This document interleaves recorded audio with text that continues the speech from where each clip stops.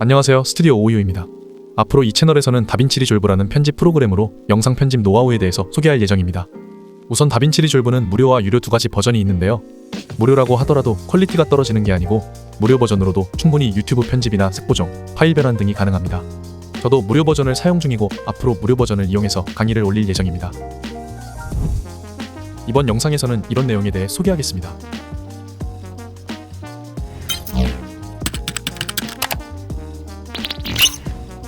아래 더보기를 눌러서 적어놓은 링크를 눌러도 되고, 검색 사이트에 다빈치 리졸브를 검색한 뒤 블랙매직 디자인 사이트로 들어가면 됩니다. 현재는 24년 기준 18버전이고 주기적으로 새로운 버전이 업데이트됩니다. 사이트에 들어가면 무료 다운로드하기가 보이는데 이 버튼을 클릭합니다. 그러면 두 가지 항목이 표시되는데, 스튜디오가 붙은 게 유료 버전이고 그냥 다빈치 리졸브 18이 무료 버전입니다. 전 무료 버전을 사용 중이라 무료 버전인 다빈치 리졸브 18에서 윈도우나 맥 중 하나를 선택하겠습니다. 그러면 세부사항이라는 창이 나타나는데요. 중요 표시만 간략하게 입력해주고 등록 다운로드하기 버튼을 누르면 다운이 됩니다.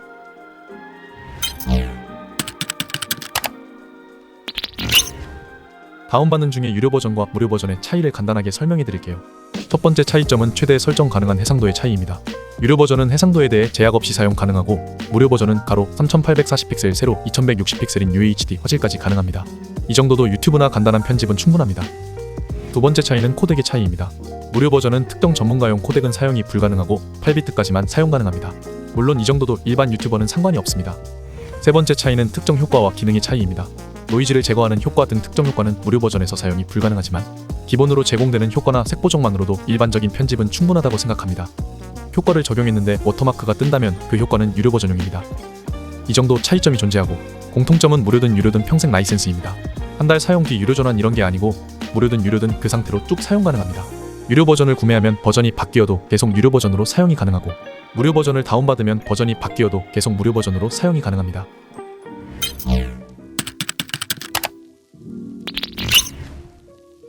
이제 다운이 다 됐으면 설치를 진행할게요. 설치 후에 파일을 실행시켜줍니다. 이런 창이 나타나면 설치가 잘 된 건데요. 가끔 맥OS 버전 등 운영체제 문제나 그래픽카드 문제로 최신 버전 설치가 안 되는 분들도 있습니다. 그런 분들은 고정 댓글에 있는 링크로 이동합니다. 다빈치 리졸브와 퓨전 소프트웨어를 클릭합니다. 최신 다운로드 목록에서 마우스 휠을 내리면 이전 버전을 선택해서 다운이 가능합니다. 각 버전마다 더보기를 눌러서 아래로 내려보면 설치를 위한 최소 권장 요구사항이 나와 있습니다. 각 컴퓨터 사양에 맞게 이런 내용들을 확인하고 이전 버전을 설치하면 됩니다. 또한 이 사이트에서 최신 지원 노트를 보면 버전별 업데이트 내용과 지원 코덱 등을 확인할 수도 있으니 업데이트가 되면 한 번씩 접속해서 내용을 확인해주는 걸 추천합니다.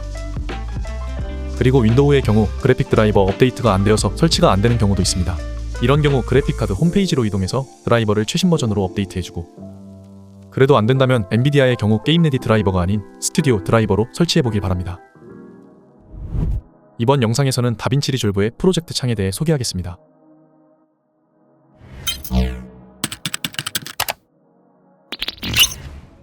다빈치 리졸브를 시작하면 나타나는 프로젝트 창에 대해서 알아보겠습니다.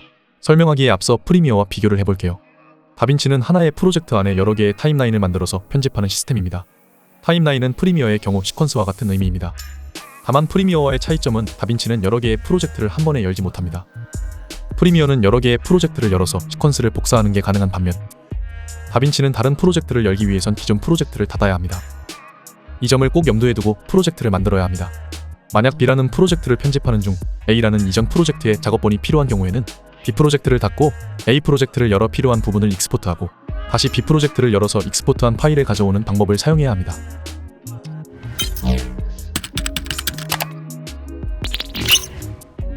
이제 본격적으로 프로젝트 창 설명으로 넘어가겠습니다. 프로젝트를 만드는 방법은 세 가지입니다.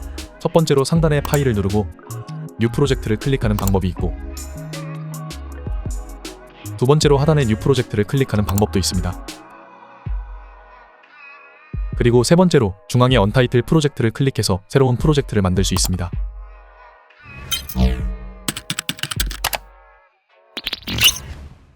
프로젝트를 만들면 이렇게 프로젝트 창에서 다른 프로젝트를 관리할 수 있는데, 다른 컴퓨터로 프로젝트를 가져가고 싶은 경우에는 프로젝트를 클릭하고 하단의 익스포트를 누르거나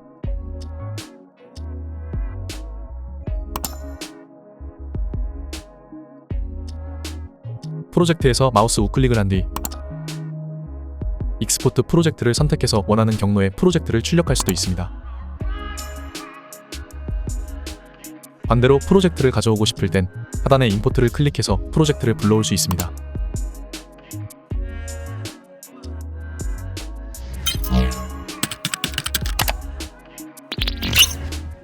프로젝트 관리 창에서 여기에 있는 Add 폴더 아이콘을 클릭하거나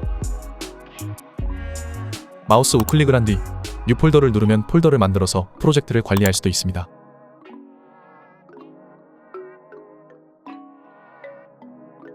폴더를 더블 클릭한 뒤에 기존 상위 폴더로 돌아가고 싶다면 상단의 프로젝트를 클릭하면 돌아갈 수 있습니다.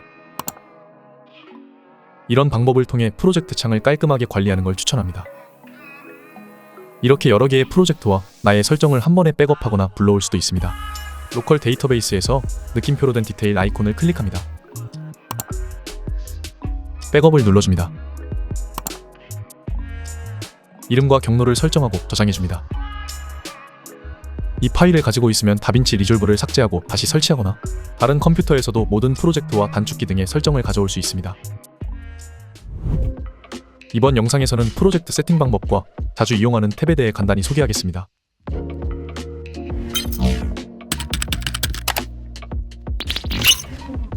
먼저 해상도와 프레임에 대해 잘 모르는 분들은 제 채널의 영상이 기초 재생 목록을 보고 오길 바랍니다. 다빈치를 실행하고 뉴 프로젝트를 눌러줍니다. 프로젝트 이름을 적고 크리에이트를 눌러서 프로젝트를 생성합니다. 상단의 파일에서 프로젝트 세팅을 클릭합니다.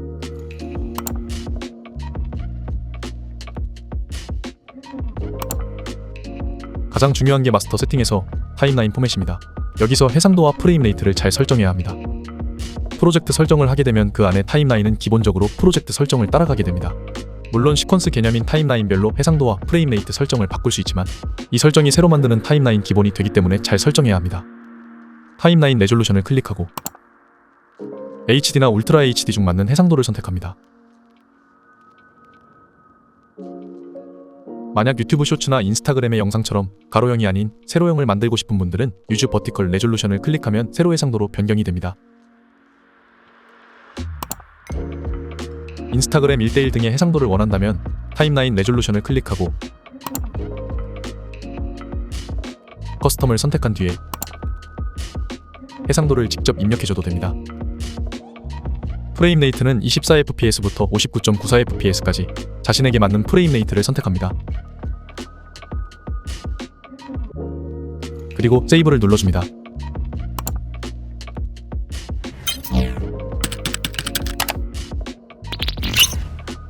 에딧 탭으로 이동합니다. 파일을 불러와야 하는데 방법은 총 3가지입니다. 첫 번째는 상단의 파일에서 임포트, 미디어를 눌러서 가져올 수 있고 두 번째는 미디어 풀 패널에서 마우스 우클릭을 한 뒤에 임포트 미디어를 눌러서 가져올 수도 있습니다. 그리고 세 번째는 파일을 드래그 앤 드랍으로 불러올 수 있습니다. 저는 드래그 앤 드랍으로 파일을 2개 불러와 보겠습니다. 체인지 프로젝트 프레임 레이트라는 창이 나왔습니다. 이 창은 방금 불러온 파일의 프레임 레이트와 프로젝트의 프레임 레이트를 일치시키겠냐는 메시지입니다. 프로젝트 세팅을 제대로 안 한 경우엔 체인지를 누르지만 우리는 세팅을 잘 했으니 돈 체인지를 눌러줍니다.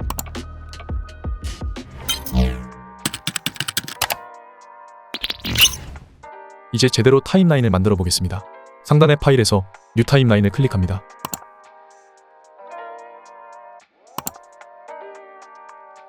기본적으로 유즈 프로젝트 세팅이 체크가 되어 있는데 해상도와 프레임을 프로젝트 세팅으로 따라간다는 말입니다. 만약 바꾸고 싶다면 클릭해서 체크를 해제합니다. 포맷을 클릭합니다. 여기서 해당 타임라인의 해상도와 프레임 레이트를 변경할 수 있습니다. 저는 기존 프로젝트 세팅 값으로 만들어 볼 거라서 다시 유즈 프로젝트 세팅을 체크하고 크리에이트를 눌러주겠습니다.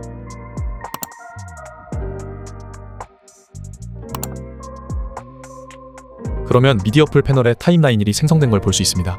만약 미디어 풀 패널이 나타나지 않는다면 상단에 미디어 풀을 클릭해주면 되고 한 번 더 눌러서 온오프가 가능합니다. 편집 중에 타임라인 세팅 변경이 필요한 경우가 생길 수 있는데요. 이런 경우 세팅을 변경할 수 있습니다. 미디어 풀 패널에서 타임라인 마우스 우클릭, 타임라인 세팅을 통해 변경이 가능합니다.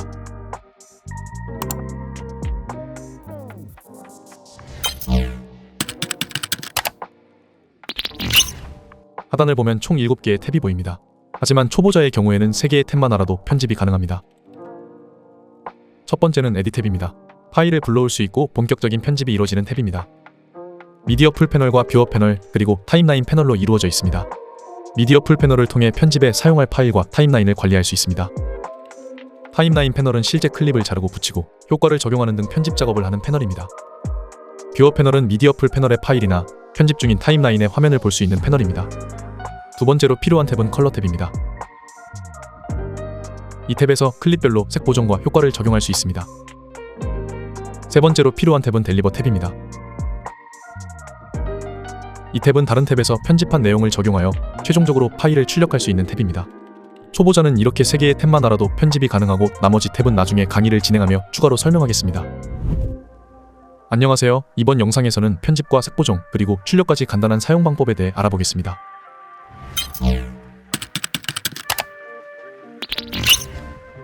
우선 에디 탭으로 이동합니다. 사용될 영상은 무료 사이트인 픽사베이에서 다운받은 영상으로 사용해 볼 건데요. 다운로드 링크는 더보기란을 참고하시길 바랍니다.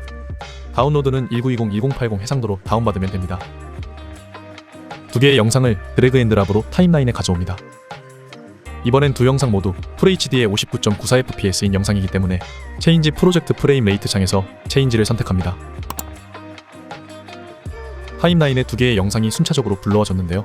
간단히 자르고 붙인 뒤 디졸브 효과를 넣어보겠습니다.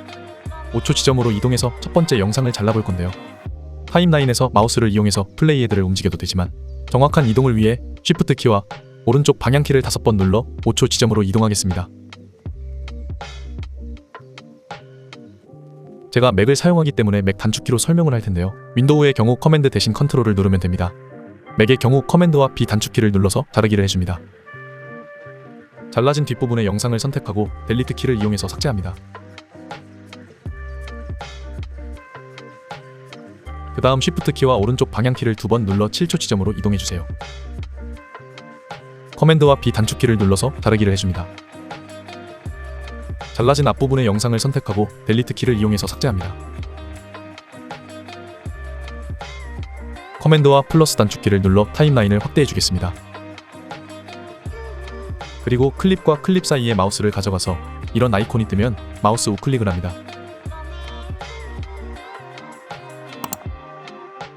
애드 120 프레임 크로스 디졸브를 선택하면 두 영상 사이에 디졸브 효과가 넣어집니다. 다음은 컬러 탭으로 이동합니다.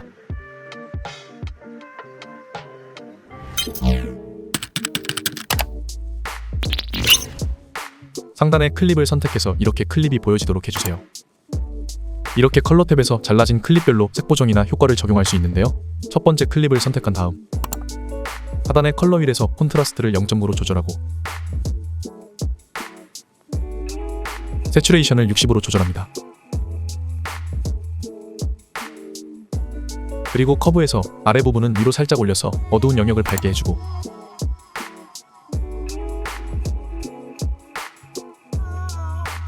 윗부분은 아래로 살짝 내려서 밝은 영역은 어둡게 해줍니다.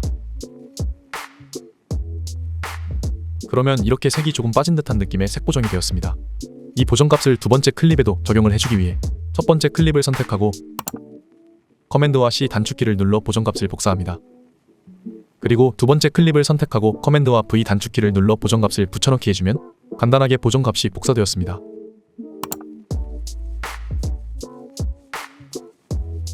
마지막으로 델리버 탭으로 이동합니다.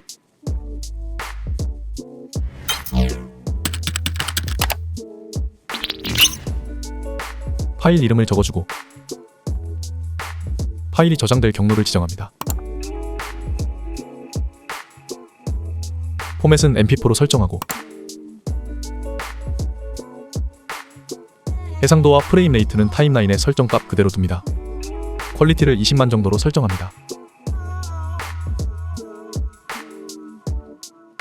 하단에 Add to Render Queue를 누르면 오른쪽 렌더 큐 패널에 자빌이라고 생성이 되는데요. 렌더 5를 누르면 익스포트가 됩니다.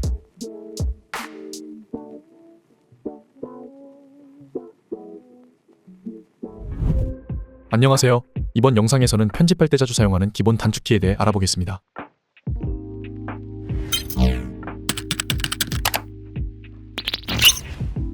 먼저 몇몇 단축키는 사용하기 편한 숫자 같은 단축키로 바꾸는 게 편하기 때문에 단축키를 검색하고 바꾸는 방법부터 소개하겠습니다. 상단의 다빈치 리졸브에서 키보드 커스터미제이션을 클릭합니다. 이 창에서 특정 기능을 검색해 단축키를 확인할 수 있고 단축키를 변경할 수도 있는데요. 바꾼 단축키 프리셋을 저장하거나 따로 파일로 저장할 수도 있습니다. 그렇게 저장한 단축키를 다른 컴퓨터에서 불러올 수도 있으며 기본 단축키 프리셋으로도 변경이 가능합니다. 만약 단축키를 나에게 맞게 바꿨다면 여기 이 아이콘을 눌러서 Save as New 프리셋을 클릭하면 변경한 단축키를 나만의 프리셋으로 저장할 수 있습니다. 그리고 익스포트 프리셋을 클릭해 파일로 저장할 수 있고 다른 컴퓨터에서 임포트 프리셋을 통해 단축키 프리셋을 불러올 수 있습니다. 편집 시에 자주 사용하는 기능은 숫자 1에서 9까지 단축키로 바꾸는 걸 추천하는데요. 기존에 설정된 1에서 9 단축키는 멀티캠 단축키이기 때문에 전문 방송인이 아니면 잘 사용하지 않습니다. 검색칸에 멀티캠 컷이라고 검색해서 클릭하면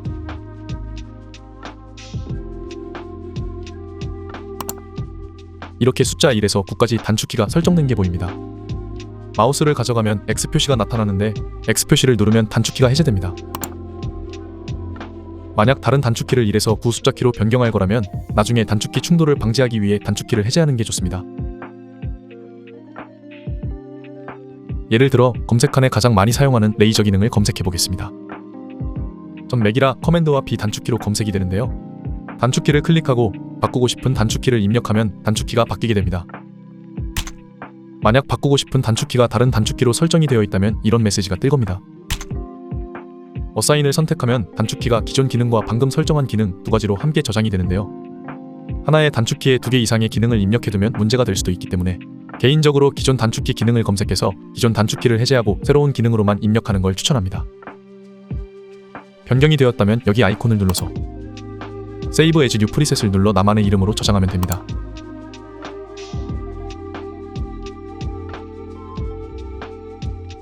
그리고 그 이후부터는 아래 세이브만 누르면 나만의 단축키를 업데이트할 수 있습니다. 만약 기본 세팅된 단축키로 되돌리고 싶은 경우에는 여기 아래 화살표를 누르고 다빈치 리졸브를 선택하면 기본 단축키로 돌아갑니다.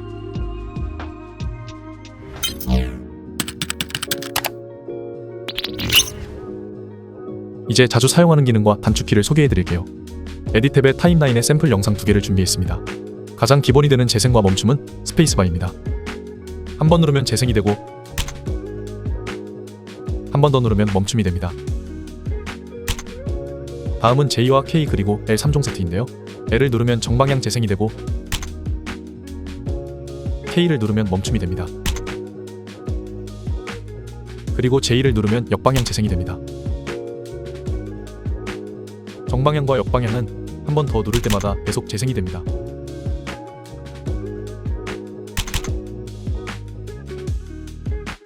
그리고 방향키를 통해서 좌우로 1프레임씩 미세 조정이 가능한데요. 오른쪽 방향키를 누르면 정방향으로 1프레임씩 이동이 가능하고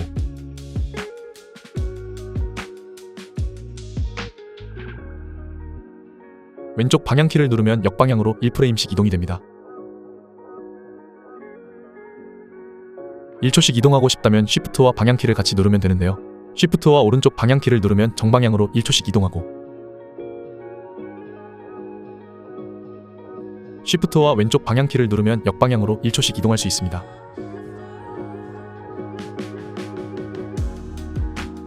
위 방향키와 아래 방향키는 잘라진 클립 단위로 이동 가능한 단축키입니다.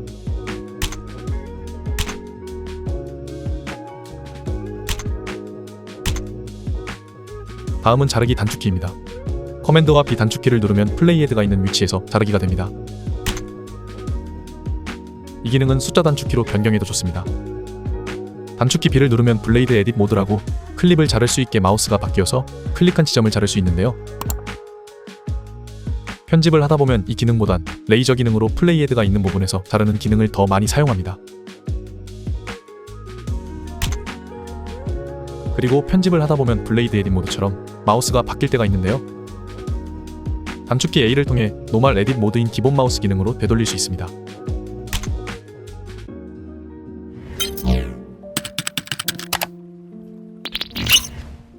다음은 복사와 붙여넣기 그리고 되돌리기 단축키입니다. 클립을 선택하고 커맨드와 C 단축키를 누르면 복사가 되고 붙여놓고 싶은 지점으로 플레이 헤드를 이동해서 커맨드와 V 단축키를 누르면 붙여넣기가 됩니다. 만약 복사가 아닌 잘라내기를 하고 싶다면 커맨드와 X 단축키를 눌러 잘라낸 뒤에 커맨드 V 단축키로 붙여넣어도 됩니다.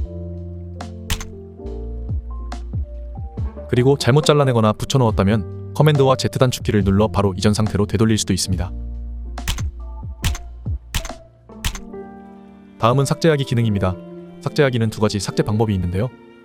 가운데에 잘라진 클립을 누르고 백스페이스를 누르면 이렇게 공간이 생기면서 삭제가 됩니다. 그리고 만약 빈 공간 없이 뒤에 클립이 앞으로 당겨지며 삭제를 하고 싶은 경우에는 델리트 키를 누르거나 Shift 백스페이스를 누르면 빈 공간 없이 삭제가 가능합니다. 이 정도가 편집 시 아주 기본이 되는 단축키인데요. 이 정도만 알아도 기본적인 자르고 붙이는 편집은 가능하지만 편집할 땐 더 다양한 기능과 단축키가 사용됩니다. 안녕하세요. 이번 영상에서는 지난 시간에 이어서 편집 시간을 줄여주는 추가 단축키와 인아웃 기능에 대해 알아보겠습니다.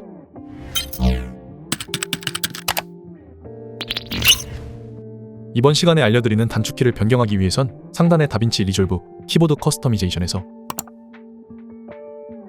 제가 소개해드리는 영어 이름으로 검색 후 변경이 가능합니다. 지난 시간에는 복사 붙여넣기에 대해서 알아봤었는데요. 편집을 하다보면 덮어쓰면서 붙여넣어지는 기능보다는 클립을 뒤로 밀면서 클립과 클립 사이에 붙여넣어지는 기능을 더 많이 쓰게 됩니다. 페이스트 인서트라는 기능인데요. 기존처럼 복사하고 싶은 클립을 선택하고 커맨드 C 단축키를 누른 뒤 붙여넣고 싶은 곳으로 플레이 헤드를 옮기고 Shift와 커맨드 V 단축키를 누르면 이렇게 덮어쓰기가 아닌 뒤로 밀며 붙여넣기가 됩니다. 이 기능은 정말 많이 사용하지만 설정된 기본 단축키가 3개인 만큼 자신에게 맞는 단순한 단축키로 바꾸는 걸 추천합니다. 다음은 타임라인을 확대, 축소하는 기능입니다. 편집은 작은 단위인 프레임 단위로 조절하기도 하지만 클립 길이는 초에서 분 단위까지 길기 때문에 타임라인을 확대하거나 축소하는 빈도수가 많은데요. 커맨드와 플러스 단축키를 누르면 타임라인이 확대가 됩니다. 이 상태에서 프레임 단위로 편집을 하고 그 후에 커맨드와 마이너스 단축키를 누르면 타임라인이 축소가 되며 다른 클립들을 볼 수 있습니다. 보통 이 두 기능을 이용해서 타임라인을 계속 축소, 확대하며 편집을 하게 됩니다. 그렇기 때문에 이 두 기능도 단순한 단축키로 바꾸는 걸 추천합니다. 추가로 타임라인에 있는 클립들을 한 번에 볼 수 있게 타임라인 크기를 맞춰주는 기능도 있는데요. 줌투핏 기능으로 Shift와 Z 단축키를 누르면 이렇게 타임라인에 있는 클립이 딱 보여지도록 타임라인이 맞춰집니다. 속도 조절도 편집을 할 때 자주 사용하는 기능인데요. 클립을 누르고 R 단축키를 누르면 속도를 조절하는 창이 나타납니다. 기본적으로 100%이지만 50%나 200% 등 원하는 속도로 조절하면 클립 속도가 변경됩니다. 속도 조절에 관해서는 나중에 따로 자세히 알아볼 예정입니다. 그리고 편집을 하다보면 한 줄의 트랙으로 편집이 안 될 때가 있습니다. 그럴 때 트랙을 위로 올리거나 아래로 내리는 일이 필요한데요. 마우스를 이용해서 클립을 위아래로 움직일 수도 있지만 단축키로 편하게 할 수도 있습니다. 클립을 선택하고 옵션과 위 방향키를 누르면 클립이 한 트랙 위로 올라가고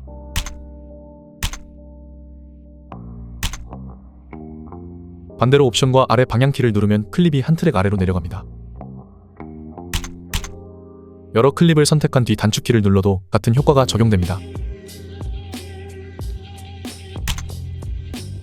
그리고 여러 트랙으로 편집을 하다보면 맨 위에 트랙만 보이기 때문에 아래에 있는 트랙의 화면은 보이지 않습니다. 이런 경우 가려져서 보이지 않는 트랙은 해당 클립을 더블 클릭해서 뷰어 창으로 화면을 확인할 수 있지만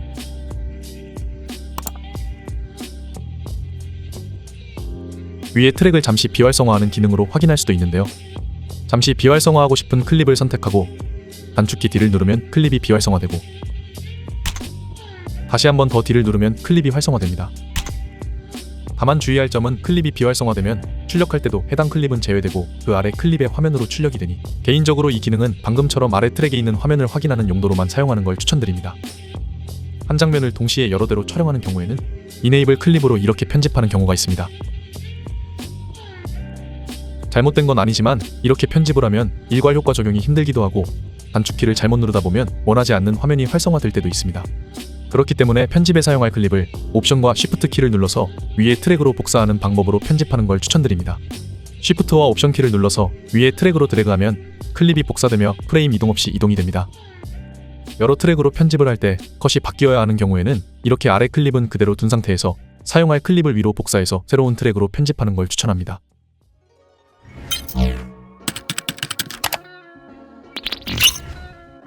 그리고 가끔 수정을 하다 보면 뒤쪽에 있는 클립들을 잠시 밀어두고 어느 정도 공간을 만든 뒤 다시 편집을 하는 경우도 있습니다. 옵션과 Y 단축키를 누르면 정방향에 있는 모든 클립이 선택되어서 정방향에 있는 클립들을 뒤로 좀 밀어둔 뒤에 남아있는 공간에서 편집을 다시 하고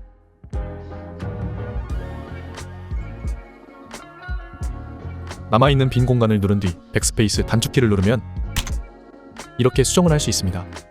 추가로 편집을 하다 미세하게 클립의 길이를 조절해야 하는 경우도 있는데요. 이럴 때 익스텐드 에딧 기능을 활용하면 편합니다. 플레이헤드를 원하는 지점으로 이동시키고 두 개의 클립 사이에 마우스를 가져다 대면 이런 모양으로 변합니다. 클릭한 뒤에 단축키 2를 누르면 앞에 클립은 줄어들고 뒤에 클립은 늘어났습니다. 이 기능은 이렇게 두 개의 클립 사이를 조절할 때 사용해도 되지만 하나의 클립에도 사용이 가능합니다. 플레이헤드를 옮기고 마우스가 이렇게 변하면 클릭한 다음 단축키를 눌러볼게요. 이렇게 하나의 클립을 프레임 단위로 조절할 때 플레이헤드를 원하는 위치로 이동시킨 뒤에 사용하면 정말 유용한 기능입니다. 다만 클립이 늘어날 수 있는 여유가 있어야 합니다. 예를 들어 클립의 맨 앞부분이나 뒷부분에서 이 기능을 사용하면 더 이상 늘어날 클립이 없기 때문에 기능이 적용되지 않습니다. 그리고 전체 클립을 선택한 뒤 뒤로 이동해야 하는 경우도 있습니다. 마우스를 이용해서 전체 클립을 선택해도 되지만 셀렉트 올 기능인 커맨드와 A 단축키를 이용하면 전체 클립을 선택할 수 있습니다. 단축키를 누르고 마우스로 드래그하면 이렇게 전체 클립이 이동됩니다.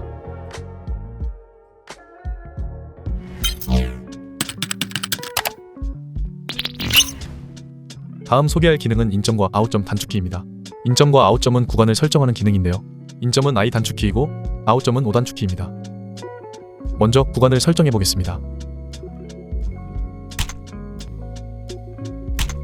구간을 설정하고 잠시 타임라인을 확대해 볼게요. 클립을 확대하면 아웃점을 누른 곳에서 1프레임 뒤에 아웃점이 설정되는 걸 볼 수 있습니다. 이렇게 아웃점은 단축키인 O를 누른 지점에서 1프레임 뒤에 설정됩니다. 그렇기 때문에 아웃점 단축키를 누를 땐 꼭 1프레임 앞으로 이동해서 설정해야 합니다.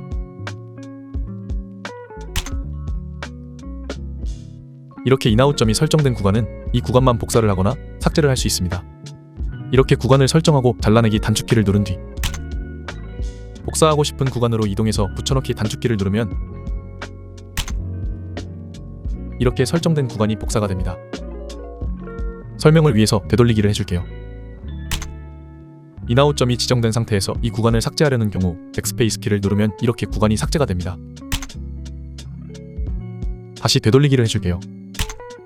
그리고 리플 델리트 기능을 이용하면 이렇게 구간이 삭제되며 뒤 클립이 당겨집니다. 주의해야 할 점도 있습니다. 잘라내기가 아닌 복사를 해야 하는 경우인데요. 복사 단축키를 누르고 붙여넣기 단축키를 누르면 플레이헤드가 있는 구간이 아닌 인아웃점 구간에 그대로 복사가 됩니다. 그렇기 때문에 인아웃 구간이 설정된 상태에서 복사를 하고 붙여넣기를 할 땐 복사 단축키를 누르고 클리어 인 앤 아웃 기능인 옵션과 X 단축키를 눌러서 인아웃 구간을 해제하고 플레이헤드가 있는 곳에서 붙여넣기를 해야 합니다. 마지막으로 주의할 점은 인아웃 구간이 설정된 상태에서 출력한 경우입니다. 인아웃 구간이 설정된 상태에서 델리버 탭으로 이동해 보겠습니다.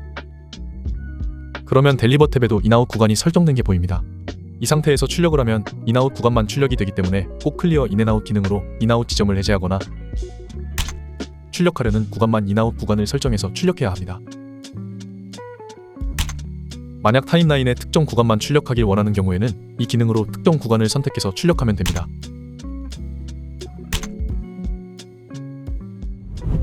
이번 영상에서는 인스펙터 창을 이용한 영상의 크기와 위치 조절 방법과 크롭 기능, 오디오 볼륨 조정 방법에 대해 알아보겠습니다.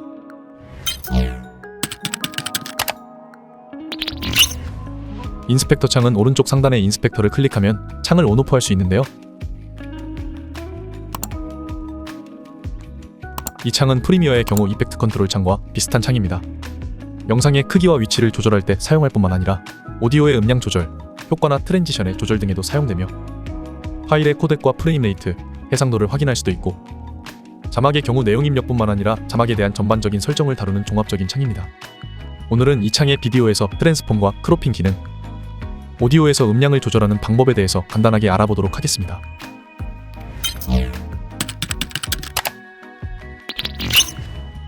먼저 영상과 음악 파일 하나씩 불러와 줍니다.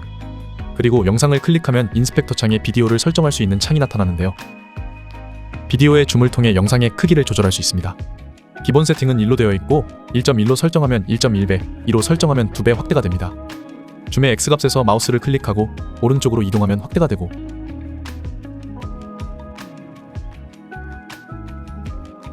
왼쪽으로 이동하면 축소가 됩니다. 배율 고정이 되어 있기 때문에 X축과 Y축이 동시에 변하게 되어 있는데요. 만약 가로만 늘리거나 세로만 늘리고 싶은 경우엔 가운데 이 아이콘을 클릭해서 배율 고정을 해제하면 됩니다. 또한 수치는 방금처럼 마우스로 변경할 수도 있지만 더블클릭해서 정확한 수치로 입력을 해도 됩니다. X축을 1.3으로 조절하면 가로만 1.3배로 늘어나고 Y축을 1.2로 조절하면 세로만 1.2배로 늘어납니다. 그리고 뷰어 창에서도 크기를 조절할 수 있는데요. 뷰어 창에 이 아이콘을 클릭하고 트랜스폼을 선택하면 이렇게 크기를 조절할 수 있게 표시가 됩니다.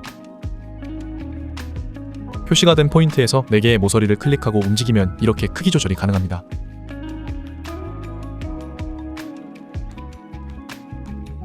그리고 만약 좌우로만 늘리고 싶다면 좌우 포인트를 클릭해서 늘릴 수도 있고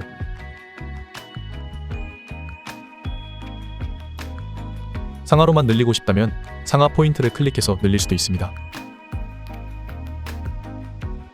변경을 하다가 처음 기본 상태로 돌아가고 싶다면 여기 되돌아가기 버튼을 클릭하면 돌아갑니다. 다음은 위치 조절입니다. 포지션의 X값과 Y값은 기본 세팅값이 0으로 각각 1픽셀의 수치로 이동이 가능합니다. 포지션 X값을 더블클릭해서 1920으로 변경해 볼게요. 영상이 오른쪽으로 이동하면서 화면에서 절반이 사라졌습니다. 포지션의 수치는 1픽셀 단위라고 설명했었는데요. 저는 해상도를 3840, 2160 해상도로 만들었기 때문에 가로로 1920 픽셀을 이동해서 3840의 절반이 화면에서 사라진 것처럼 보입니다. 만약 1920, 1080의 FHD 해상도로 타임라인을 세팅한 분들은 1920을 입력하면 화면에서 완전히 사라진 것처럼 보일 겁니다. 편집 중 분할을 하거나 직접 수치를 이용해서 트랜지션을 주는 경우 타임라인의 해상도 세팅 값을 정확히 알고 포지션 수치를 입력하면 좀 더 정확한 조절이 가능합니다. 포지션도 마찬가지로 뷰어 창에서 트랜스폼이 켜진 상태라면 마우스로 이동이 가능합니다. 그리고 Shift를 누른 상태에서 마우스로 움직이면 상하로만 움직이거나 좌우로만 움직이게 할 수도 있습니다.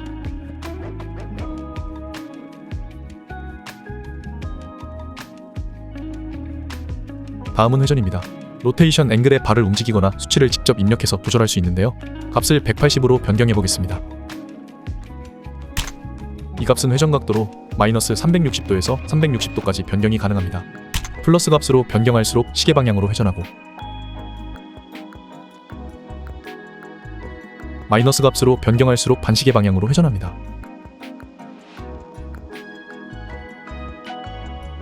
그렇기 때문에 마이너스 360도나 360도로 변경하면 한 바퀴 회전을 한 상태이지만 전혀 변화가 없어 보일 수 있습니다.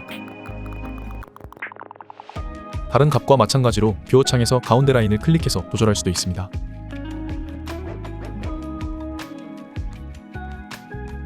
피치는 X축 기준으로 회전하는 값으로 3D처럼 회전하는 느낌을 줄 수 있습니다.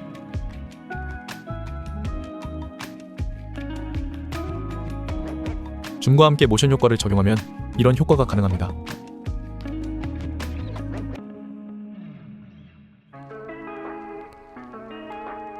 피치 아래에 있는 요는 Y축 기준으로 회전하는 값입니다.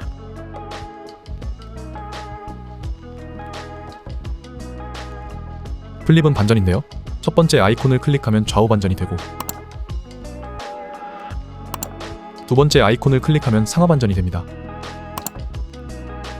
플립은 한 번 더 클릭해서 효과를 해제할 수 있습니다. 앵커 포인트는 중심점인데요. 먼저 앵커 포인트 X값을 1920으로 변화시켜 볼게요. 이렇게 앵커 포인트 값을 변화시켜도 모든 값이 기본 값인 상태에서는 아무 변화가 없습니다. 하지만 줌X 값을 0.5로 축소해보면 중심점의 의미를 이해할 수 있습니다. 앵커 포인트의 X값이 0인 경우에는 중심점이 중앙이기 때문에 줌X 값을 0.5로 축소하면 중앙으로 줄어들지만 앵커 포인트의 값을 오른쪽으로 1920 픽셀만큼 이동시켰기 때문에 중심점이 오른쪽으로 이동하면서 축소도 오른쪽 중심점을 기준으로 적용되었습니다. 로테이션 앵글도 20으로 변경시켜 볼게요. 회전도 마찬가지로 중심점을 기준으로 회전됩니다. 앵커 포인트 값은 이렇게 영상에도 큰 영향을 미치지만 자막이나 특정 그래픽의 모션 효과를 적용할 때도 중요하기 때문에 개념만이라도 꼭 알아두시길 바랍니다.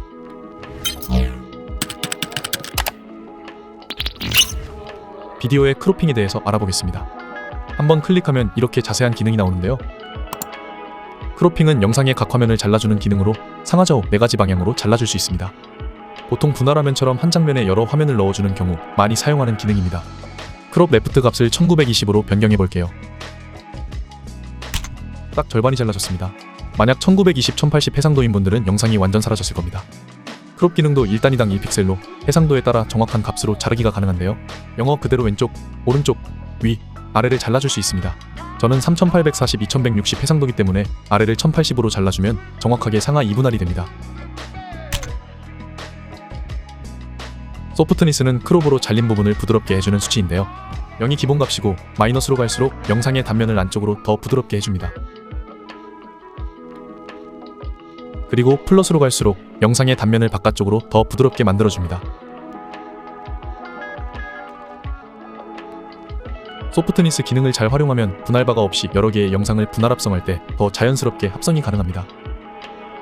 또한 크롭 기능도 뷰어창에 여기 이 아이콘을 클릭하고 크롭을 선택해주면 뷰어창에서도 마우스로 조절이 가능합니다.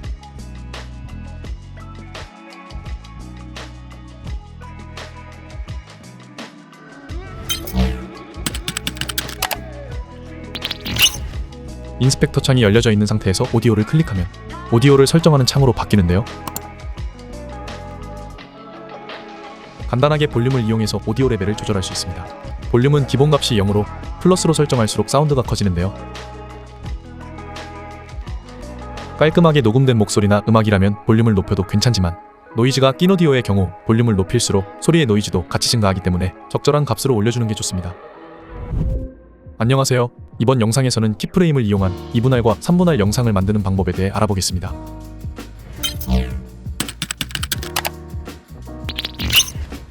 키프레임을 이용하면 영상의 위치나 크기, 투명도 등을 설정하여 다양한 효과를 낼 수 있는데요. 인스펙터 창에 여기 이 키프레임 포인트를 찍으면 해당 값의 키프레임이 활성화되며 프레임을 이동한 뒤에 값을 변경하면 프레임과 프레임 사이의 설정값만큼 변화가 적용됩니다. 다빈치에서는 해당 값의 키프레임을 눌러서 활성화가 되면 그 값은 활성화가 된 상태이기 때문에 다른 프레임에서 값을 변경하면 자동으로 적용되어서 키프레임을 다시 눌러줄 필요는 없습니다. 다만 키프레임 설정을 비활성화하고 싶다면 키프레임을 설정한 위치에서 다시 한 번 더 눌러서 그 위치의 키프레임을 비활성화할 수 있습니다. 예를 들어 크기를 변경하려고 한다면 2초 지점에서 줌X 값이 1인 상태로 키프레임을 활성화합니다. 그리고 7초 지점에서 줌 X 값을 1.5로 설정하면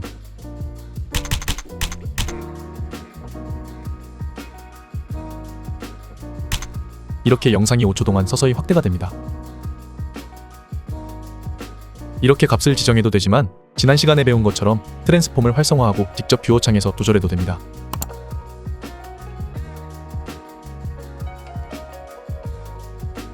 주의할 점은 키프레임을 조절할 때 변경한 키프레임 위치에서 정확하게 조절을 해야 합니다.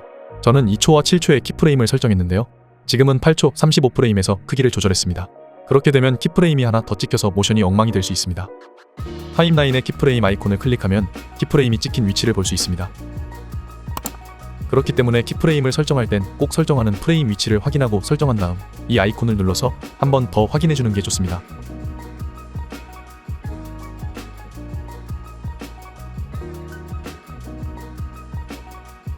키프레임은 줌뿐만 아니라 인스펙터 창에 활성화가 가능한 값은 모두 적용이 가능한데요. 투명도를 0에서 100으로 조절할 수도 있고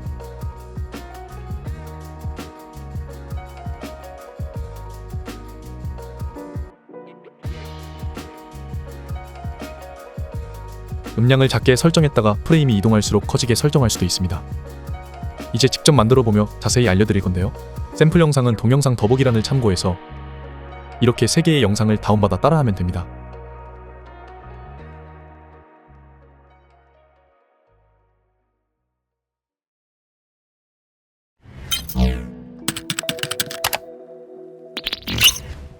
지금처럼 영상이 옆으로 살짝 이동하며 2분할 되는 영상을 만들어 볼게요. 우선 프로젝트 세팅을 FHD인 1920, 1080에 24프레임으로 만들어주세요. 1번 영상을 타임라인으로 가져와 줍니다. 3초 지점으로 이동합니다. 이번 영상을 두 번째 트랙으로 가져와 줍니다. 10초 지점으로 이동합니다. 뒷부분은 잘라서 삭제할게요.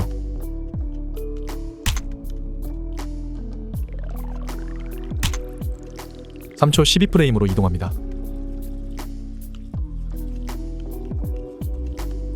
상단의 인스펙터를 클릭해 창을 열어줍니다.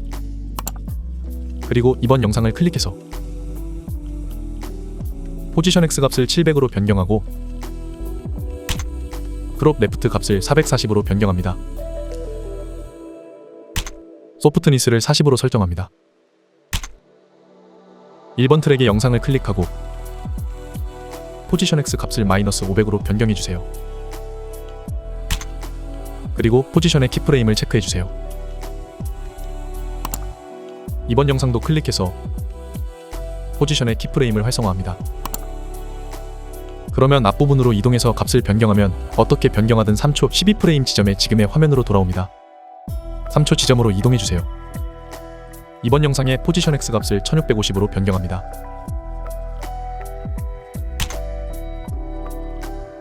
포지션 값을 이미 한번 체크해서 활성화되어 있기 때문에 다시 키프레임을 클릭하지 않아도 됩니다. 1번 영상의 포지션 X 값을 0으로 변경합니다.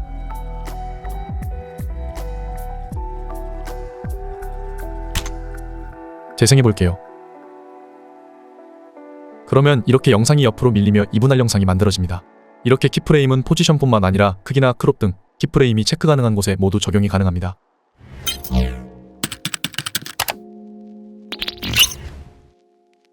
비슷한 방법으로 이런 3분할 영상을 만들어 볼게요. 타임라인을 새로 만들어줍니다. 1번 영상을 타임라인으로 가져와주고 3초 지점으로 이동합니다.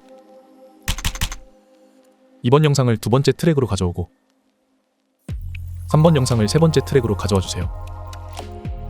10초 지점으로 이동해서 3개의 영상을 잘라준 뒤에 뒷부분은 삭제해주세요. 3초 12프레임으로 이동합니다. 3번 영상을 클릭하고 포지션 X 값을 -460으로 변경합니다. 크롭 라이트 값을 1000으로 변경하고 소프트니스 값을 40으로 변경해주세요. 그리고 포지션의 키프레임을 클릭해 활성화합니다. 이번 영상을 클릭해서 포지션 X 값을 900으로 변경하고 크롭 레프트 값을 500으로 변경합니다. 소프트니스 값은 40으로 해주세요. 마찬가지로 이번 영상도 포지션의 키프레임을 클릭해 활성화합니다. 3초 지점으로 이동합니다. 이번 영상의 포지션 Y 값을 1080으로 변경하고 3번 영상의 포지션 Y 값을 -1080으로 변경해주세요. 그러면 화면에서 2번과 3번의 영상이 사라졌는데요. 좌우에서 나타나게 하고 싶은 분들은 화면에서 사라지도록 포지션 X 값을 변경하거나 뷰어 창에서 Shift를 누르고 좌우로 사라지게 움직여도 됩니다.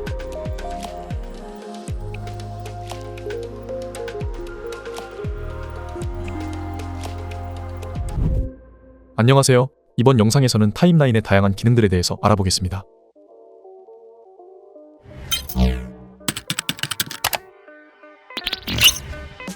타임라인에 있는 다양한 기능들을 알고 편집을 하면 편집 시간을 많이 단축시킬 수 있습니다. 먼저 타임라인 상단의 스냅핑 기능인데요. 아이콘의 모양처럼 자석처럼 딱 붙여주는 기능입니다.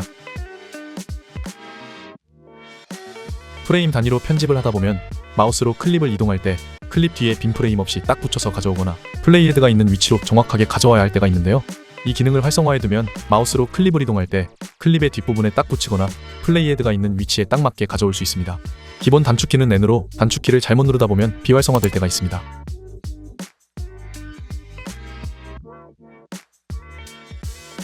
그럴 땐 타임라인에서 활성화 여부를 확인하거나 단축키 혹은 클릭으로 다시 활성화하면 됩니다. 다음은 링크드 셀렉션 기능인데요. 이 기능이 활성화되어 있으면 영상만 있거나 오디오만 있는 클립이 아닌 영상과 오디오가 모두 묶여있는 경우에 불편할 수도 있습니다. 예를 들어 오디오만 지우고 싶거나 영상만 이동시켜서 사용하고 싶은 경우 링크가 되어 있어 불편할 수 있습니다.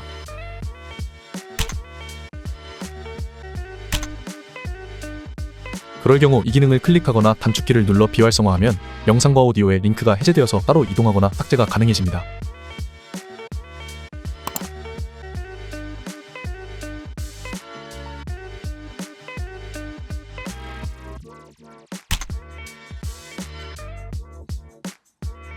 이 기능은 상황에 따라 활성화, 비활성화해주면서 편집하면 됩니다. 그리고 단축키 편에서 알려드렸던 셀렉션 모드인데요. 마우스가 블레이드 에딧 모드처럼 바뀌는 경우 기본 마우스로 바꿔주는 기능입니다. 단축키 외에도 타임라인에서 클릭으로 변경이 가능합니다.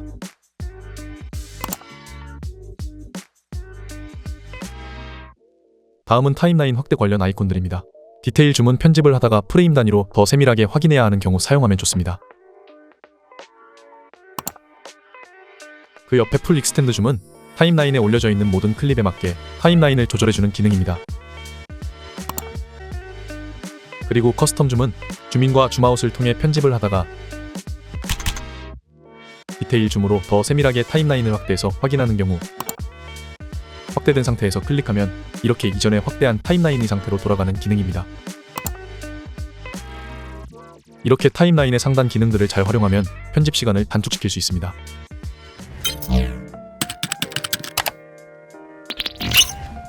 타임라인 창에서 여기 아이콘을 누르면 타임라인의 다양한 기능을 설정할 수 있습니다. 스테이크 타임라인은 타임라인을 여러 개 열어서 편집하는 경우 유용한 기능인데요. 활성화하면 여러 개의 타임라인을 열어서 왔다 갔다 할 수 있습니다. 플러스 아이콘을 누르고 원하는 타임라인을 선택해서 추가로 열 수도 있고,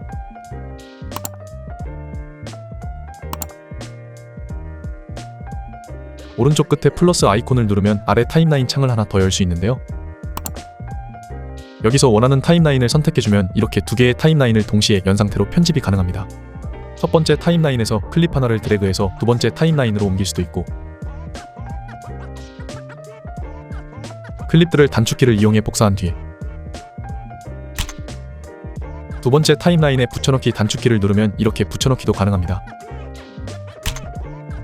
이 상태로 편집을 하면 타임라인을 확대 축소하며 클립을 찾을 필요 없이 편집 타임라인을 하나 열어두고 원본이나 소스 타임라인을 동시에 열어서 왔다 갔다 하며 편집할 수 있어 편집 시간을 단축시킬 수 있습니다. 플러스 아이콘을 한 번 더 누르면 타임라인을 더 열 수도 있지만 투모니터가 아니라면 두 개의 타임라인으로도 충분합니다. 옆에 서브타이틀 트랙은 서브타이틀 트랙을 활성화시켜주는 기능으로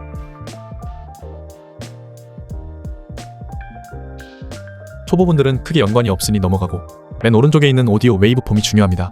이 기능을 활성화하면 오디오의 파형이 보이게 되는데요. 이 기능은 컴퓨터의 성능을 잡아먹지만 활성화하고 편집하는 걸 추천합니다.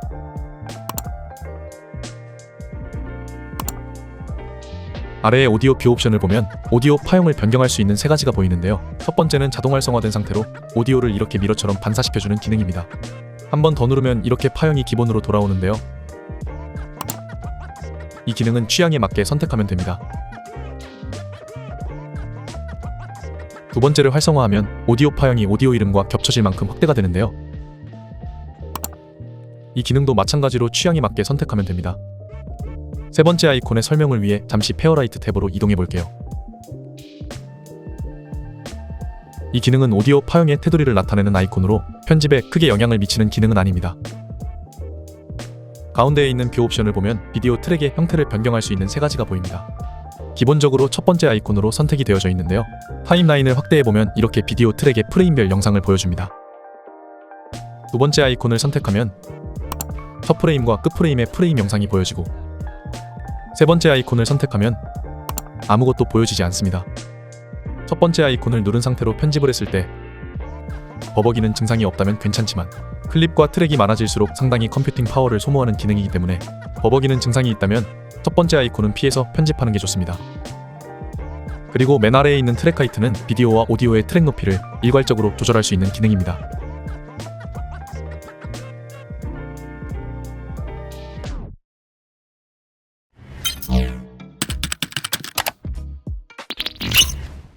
타임라인의 좌측에 있는 기능들에 대해서 설명하겠습니다. 잠금 아이콘은 락 트랙으로 트랙을 잠그는 기능입니다. 트랙을 잠그게 되면 그 트랙은 삭제, 자르기, 이동에 전혀 영향을 받지 않습니다.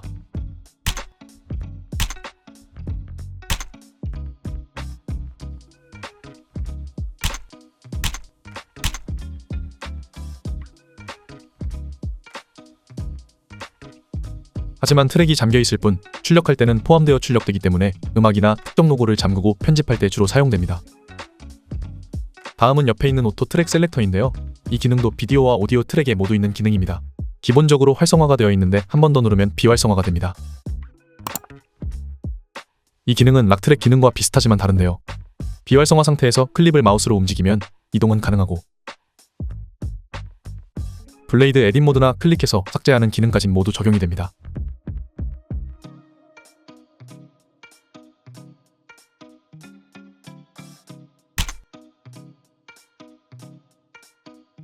하지만 인아웃 구간을 설정하고 삭제를 하면 이렇게 비활성화된 트랙은 삭제가 되지 않고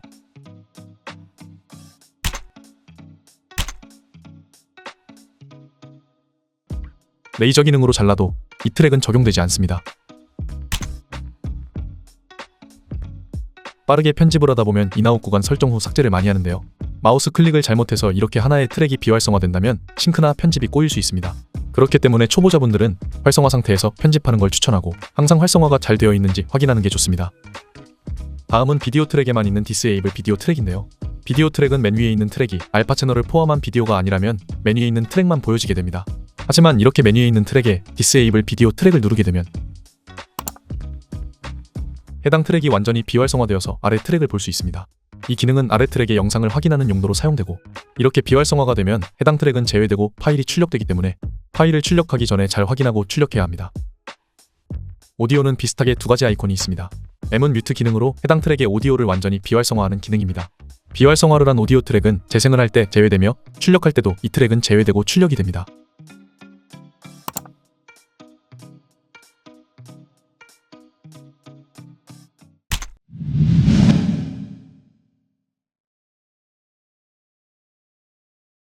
S는 솔로 기능으로 해당 오디오 트랙만 듣고 싶을 때 활성화하면 오디오 트랙이 여러 개이더라도 해당 트랙만 들을 수 있습니다.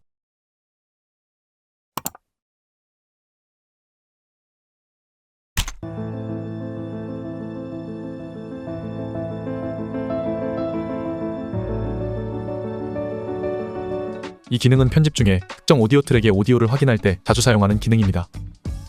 이렇게 타임라인의 기능들을 잘 활용하면 편집을 더 효율적으로 할 수 있습니다. 안녕하세요. 이번 영상에서는 속도를 조절하는 방법에 대해서 알아보겠습니다.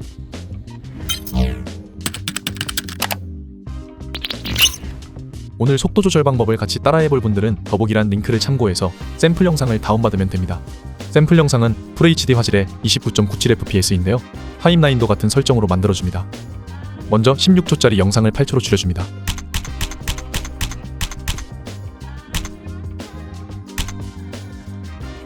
기본적인 속도 조절은 클립에서 마우스 우클릭을 하고 체인지 클립 스피드를 선택하거나 클립을 누르고 단축키 R을 눌러서 가능합니다. 그리고 인스펙터 창에서 스피드 체인지를 활성화한 뒤 조절해도 됩니다.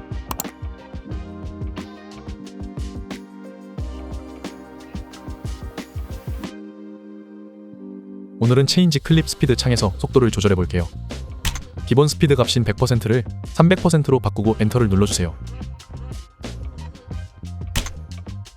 그러면 이렇게 클립이 줄어들며 속도가 3배 빨라지게 됩니다. 문제는 저는 8초까지의 구간만 쓰고 싶었는데 속도가 3배 빨라지면서 영상의 8초 이후의 부분까지 포함이 되며 속도가 조절되었습니다. 다시 단축키 R을 눌러서 속도를 50%로 바꿔줄게요. 기본 속도보다 2분의 1로 줄어들었는데요. 이번에는 클립의 길이가 그대로인데 쓰고 싶었던 8초까지의 화면이 모두 포함되지 않았습니다. 그리고 아까 100%에서 300%로 속도를 올렸을 땐 영상의 길이가 줄어들었지만 300%에서 50%로 속도를 줄였을 땐 영상의 길이가 그대로인데요. 그 이유는 다시 단축키 R을 눌러서 보면 리플 타임라인이 체크되어 있지 않아서입니다. 체크되어 있지 않은 상태에서 100%로 조절하고 엔터를 눌러볼게요. 클립의 길이가 그대로입니다. 이렇게 리플 타임라인을 체크하지 않으면 최대한 나타낼 수 있는 클립 길이 안에서는 클립의 길이가 변하지 않으며 속도가 조절됩니다. 다음 설명을 위해 클립 바로 뒤에 같은 영상을 가져와 볼게요. 그리고 앞 클립을 선택하고 체인지 클립 스피드 창을 열어줍니다. 속도를 500%로 조절하고 엔터를 누르면 최대한 나타낼 수 있는 클립 길이보다 짧기 때문에 이렇게 빈 공간이 생기며 속도가 조절됩니다. 되돌리기 단축키를 눌러주고 체인지 클립 스피드 창을 열어주세요. 이번에는 리플 타임라인을 체크하고 속도를 500%로 조절해준 뒤 엔터를 눌러줄게요. 빈 공간 없이 기존 클립의 영상만 깔끔하게 속도가 조절되었습니다. 이렇게 리플 타임라인을 체크하고 속도 조절을 하면 내가 영상에서 원하는 구간까지만 속도를 깔끔하게 조절할 수 있는데요. 클립을 자르고 원하는 구간만 속도를 조절할 땐 이 기능이 편하지만 음악에 맞춰 편집을 한 경우에는 뒤에 있는 클립들이 밀릴 수 있기 때문에 리플 타임라인은 상황에 맞게 사용하는 게 좋습니다. 체인지 클립 스피드 창을 열어서 속도를 50%로 조절해 볼게요. 조금 버벅이는 느낌이 드는데요. 29.97fps인 타임라인에서 29.97fps로 만든 영상의 속도를 줄여주다 보니 보여줄 프레임이 부족하기 때문에 그렇습니다. 그렇기 때문에 보통은 59.94fps 이상의 고속 촬영을 한 영상이 아니라면 100% 이하의 속도로 조절하는 건 별로 추천하지 않습니다.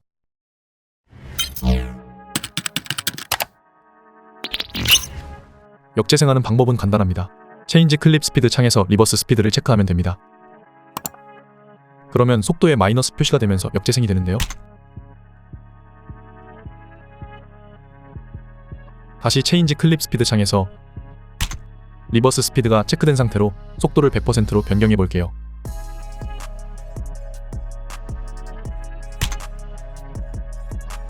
리버스 스피드가 체크가 되어 있으면 무조건 역재생이 되는 게 아니라 마이너스 스피드가 아닌 플러스 값을 입력하면 이렇게 역재생이 풀리기 때문에 속도를 조절할 땐 리버스 스피드 체크보단 마이너스 값인지를 체크하는 게 중요합니다.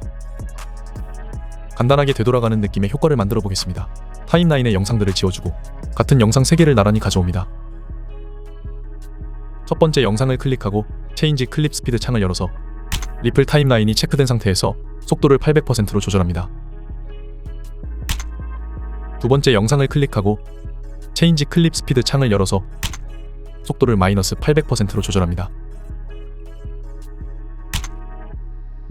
그리고 재생을 하면 이렇게 재생이 되다가 되돌아가기가 되고 처음부터 다시 재생되는 느낌의 영상이 만들어집니다.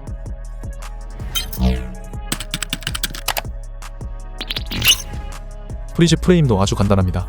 영상의 끝부분으로 이동한 뒤에 체인지 클립 스피드 창을 열어서 프리즈 프레임을 선택합니다. 그러면 이렇게 선택한 영상 클립 전체가 마지막 장면에서 스틸 이미지로 변합니다. 되돌리기를 해주고 타임라인을 확대해 줄게요. 영상의 끝에서 앞으로 1프레임 이동합니다. 여기서 아까와 똑같이 체인지 클립 스피드 창을 열어서 프리즈 프레임을 선택합니다. 그러면 이렇게 마지막 1프레임만 스틸 이미지로 변하는데요. 스틸 이미지로 변한 상태이기 때문에 더 이상 보여줄 게 없는 끝부분의 클립이었지만 클립이 더 연장이 됩니다. 보여줄 수 있는 영상이 끝났지만 영상의 화면을 더 보여줘야 하는 경우 이렇게 프리즈 프레임 기능을 이용하면 됩니다. 안녕하세요. 이번 영상에서는 리타임 컨트롤과 커브를 이용해 더 효과적인 속도 조절하는 방법을 알아보겠습니다.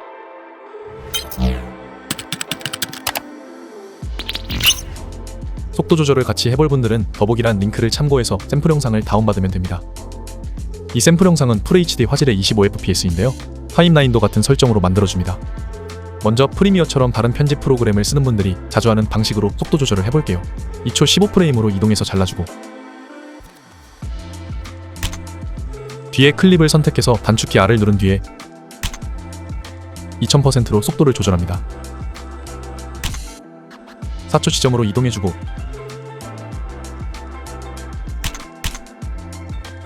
클립을 잘라줄게요. 뒤에 클립을 선택해서 단축키 R을 누른 뒤에 100%로 속도를 조절합니다. 이때 리플 타임라인이 체크되어 있는지 한 번 더 확인해주세요. 재생을 해보면 이렇게 천천히 가다가 빨라지고 다시 보통의 속도로 돌아오는데요. 다른 편집 프로그램에서는 보통 이런 방식으로 속도를 조절합니다. 하지만 다빈치에서는 이렇게 잘려진 클립 단위로 색 보정이 되기 때문에 다른 방법으로 속도를 조절하는 게 좋습니다. 잠시 컬러 탭으로 이동해 볼게요. 같은 영상인데도 클립이 잘라졌기 때문에 따로 색 보정을 해야 하는데요. 물론 보정값을 복사 붙여넣기 해도 되지만 색 보정을 수정하는 경우 귀찮아질 수도 있기 때문에 다빈치에서는 리타임 컨트롤과 커브를 이용해서 속도 조절을 하는 게 더 좋습니다.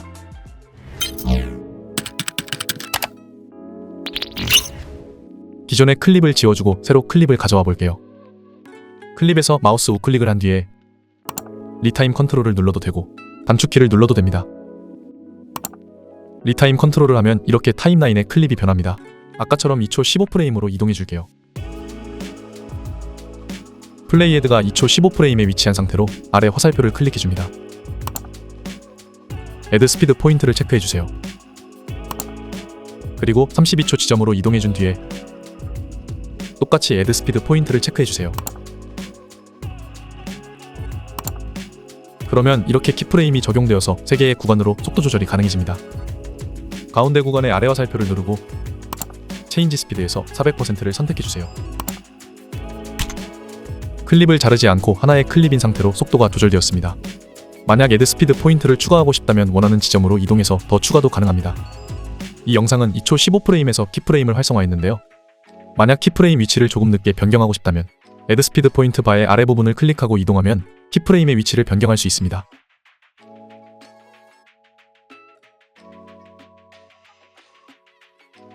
그리고 애드 스피드 포인트 바의 윗부분을 클릭하고 이동하면 속도를 더 줄이거나 늘릴 수 있습니다.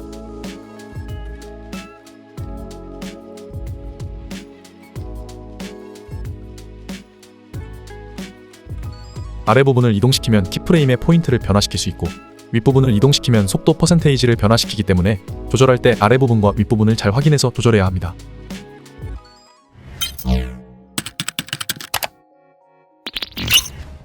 클립에서 마우스 우클릭을 하고 리타임 커브를 선택해줍니다.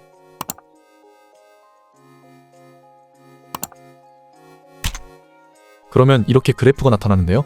맨 왼쪽에 있는 아래 화살표를 클릭해주세요.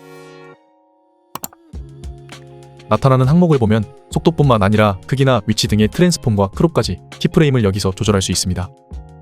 우선 이번 시간에는 속도에 대해서만 알아볼 예정이기 때문에 리타임 프레임은 클릭해서 해제를 해주고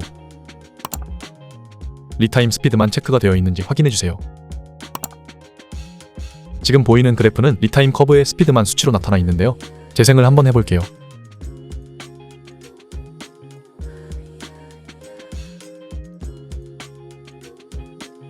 100% 구간이 아래 라인이고 2100% 구간이 위에 라인입니다. 이 상태에서 가운데 구간의 속도를 더 빠르게 하면 그래프가 최대값을 넘어가게 되는데 그래프의 최대값을 올리거나 낮춰주기 위해선 이 부분에서 마우스를 클릭하고 좌우로 이동하면 됩니다.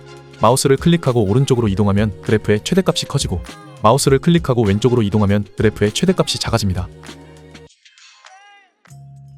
또한 키프레임을 추가하고 싶다면 추가하고 싶은 위치에서 이 부분을 클릭하면 키프레임이 추가됩니다.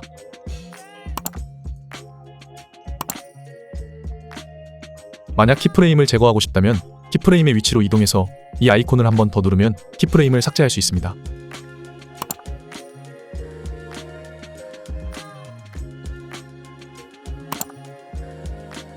키프레임을 클릭해 보겠습니다. 그러면 이렇게 두 개의 아이콘 중 하나가 활성화된 상태로 나타나는데요. 오른쪽 곡선을 클릭해주세요.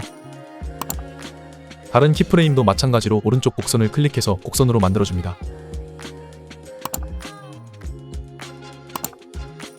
이렇게 속도를 조절하게 되면 100%에서 갑자기 2100%로 빨라지는 게 아니라 100%에서 일정 구간 동안 점차 2100%까지 증가해서 좀 더 부드러운 속도 조절이 가능합니다. 만약 더 부드럽게 속도를 조절하고 싶다면 키프레임을 클릭하고 양쪽 라인 중 하나를 클릭해서 곡선을 더 완만하게 하거나 가파르게 변경할 수도 있습니다.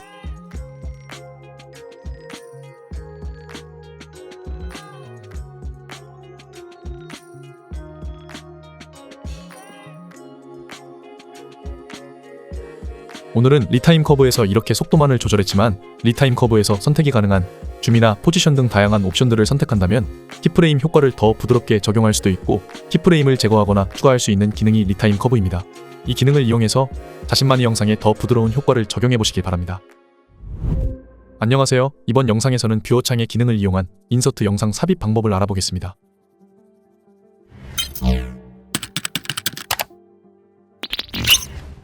영상을 편집하다 보면 인서트 영상을 삽입하는 경우가 많습니다. 편집 방법은 개개인마다 스타일이 다 다른데요.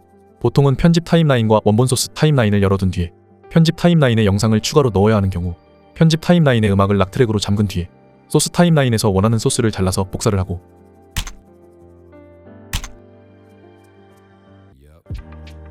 편집 타임라인에 페이스트 인서트 기능을 이용해서 붙여넣기를 합니다.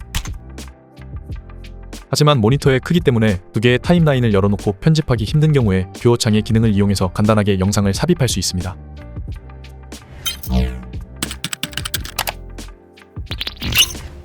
두 번째 타임라인을 닫아주고 하나의 타임라인만 열어두겠습니다. 뷰어창에서 듀얼 뷰어 모드 아이콘을 클릭합니다. 그러면 뷰어창이 두 개로 나뉘어서 표시가 됩니다. 오른쪽은 타임라인의 화면을 보여주는 뷰어창이고 왼쪽은 영상 소스를 볼 수 있는 뷰어창입니다. 미디어 풀에서 확인하고 싶은 소스를 더블 클릭하면 이 창에서 볼 수 있고 드래그를 해도 됩니다. 소스에서 원하는 구간이 있다면 I와 O 단축키를 이용해서 인아웃 구간을 설정하고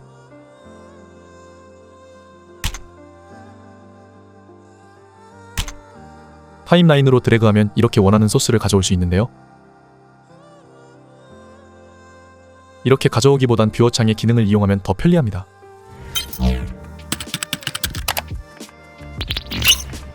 소스에서 인아웃 구간이 설정된 상태로 타임라인 뷰어창으로 드래그를 합니다.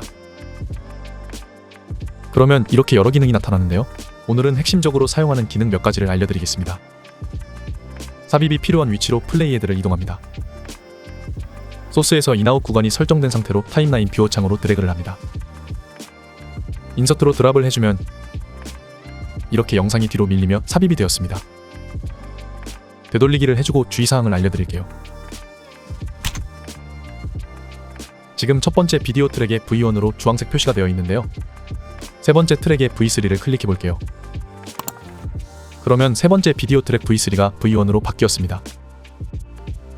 이 상태로 다시 아까처럼 뷰어창 기능인 인서트로 삽입을 해주겠습니다. 이렇게 인서트가 삽입이 될 땐 주황색 V1 설정된 트랙으로 되는데요. 세 번째 트랙은 아무것도 없기 때문에 오디오만 잘라지며 뒤로 밀면서 삽입이 되었습니다. 그렇기 때문에 이 기능을 이용하려면 오디오를 락 트랙으로 잠그거나 V1 체크를 잘 확인하고 이용해야 합니다. 되돌리기를 해주고 오버라이트 기능을 알아보겠습니다. 비디오 트랙 1을 주황색 V1으로 바꿔줍니다. 아까처럼 뷰어창으로 드래그를 해서 오버라이트에서 드랍을 해줍니다. 오버라이트 기능은 말 그대로 덮어 씌워지는 기능으로 V1이 설정된 트랙에 소스의 길이만큼 덮어 씌워집니다. 다시 되돌리기를 해줄게요. 플레이스 온탑 기능은 저도 편집할 때 자주 사용하는데요. 아까처럼 뷰어창으로 드래그를 해서 플레이스 온탑에서 드랍을 해줄게요.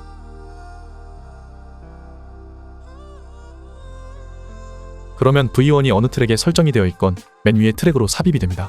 다른 트랙에 영향을 주지 않기 때문에 이렇게 삽입한 뒤에 길이를 조절해서 기존 클립을 삭제한 뒤 클립을 이동시켜서 사용합니다. 이 기능과 비슷한 기능이 어펜드 앳 엔드 기능인데요. 어펜드 앳 엔드로 드랍해주면 타임라인의 맨 끝으로 삽입이 됩니다.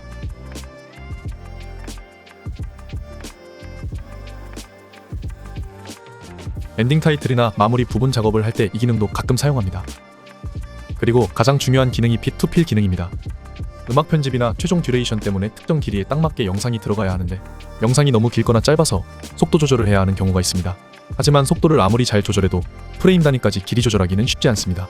그럴 경우에 삽입을 원하는 트랙을 클릭해서 V1을 설정해주고 그리고 타임라인에 삽입해야 하는 구간에서 인아웃 구간을 설정합니다. 소스 창에서 넣고 싶은 부분을 인아웃 구간으로 설정한 뒤에 뷰어 창에 P2필에 드랍을 해주면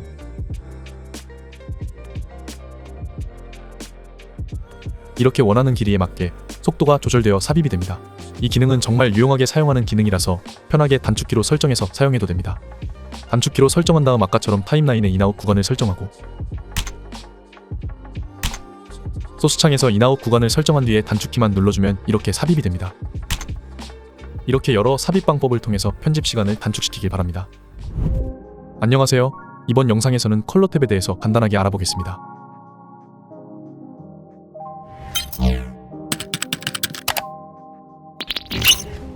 컬러 탭으로 이동합니다.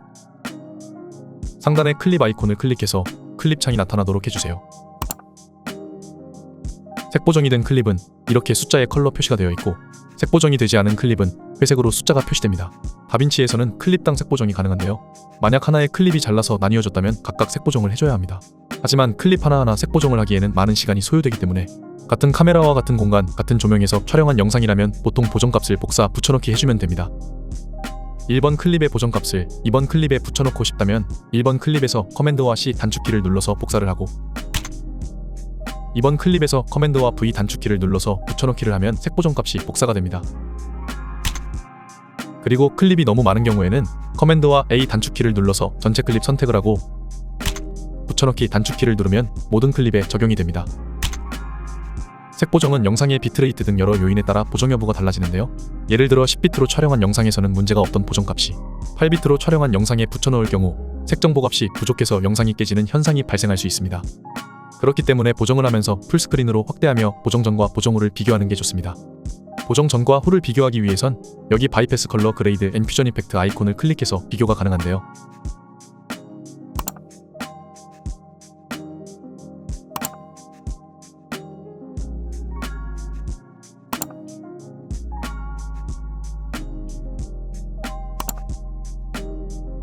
Shift와 D 단축키를 누르거나 편한 단축키로 변경해서 사용해도 됩니다. 그리고 풀스크린은 커맨드와 F 단축키를 눌러서 적용이 가능합니다.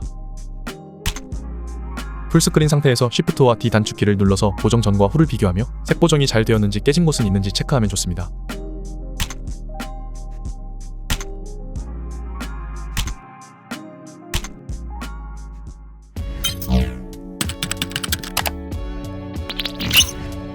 하단의 컬러 휠 아이콘을 클릭해줍니다.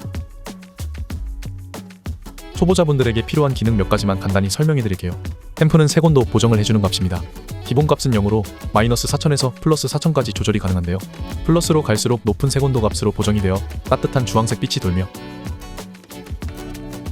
마이너스로 갈수록 낮은 색온도 값으로 보정이 되어 차가운 파란색 빛이 돌게 보정이 됩니다. 너무 과하게 보정할 경우 이질감이 느껴질 수 있지만 적정값으로 보정하면 따뜻하거나 차가운 느낌을 보정할 수 있습니다. 다음은 콘트라스트입니다. 콘트라스트는 대비값인데요. 기본값은 1로 0에서 2 사이의 값으로 조절이 가능합니다. 1보다 커질수록 밝은 곳과 어두운 곳의 대비가 심해지고 1보다 작아질수록 밝은 곳과 어두운 곳의 대비가 약해집니다. 마찬가지로 너무 과하게 보정할 경우 이질감이 들 수 있기 때문에 개인적으로 0.8에서 1.2 정도 사이로 보정하는 걸 추천합니다. 다음은 새츄레이션입니다. 새츄레이션은 색의 선명도 값인데요. 기본값은 50으로 0에서 100까지의 값으로 조절이 가능합니다. 50보다 작아질수록 색의 선명도가 옅어지며 흑백 영상이 되고 50보다 커질수록 색의 선명도가 짙어집니다. 이 값도 과하지 않게 적정 값으로 보정하는 게 좋습니다. 만약 컬러 휠의 모든 값들을 기본값으로 돌려주고 싶다면 리셋 올 아이콘을 클릭하면 기본값으로 돌아갑니다. 이 외의 다른 값들은 다른 강의에서 설명하겠습니다.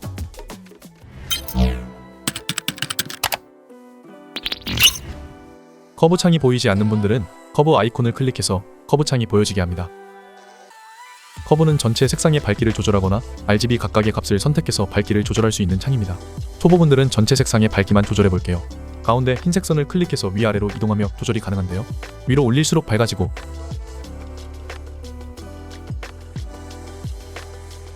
아래로 내려갈수록 어두워집니다. 이 그래프는 어두운 영역, 중간 영역, 밝은 영역 세 가지 정도로 영역을 나눌 수 있습니다. 아래 어두운 영역의 그래프를 위로 올리면 어두운 영역이 밝아지고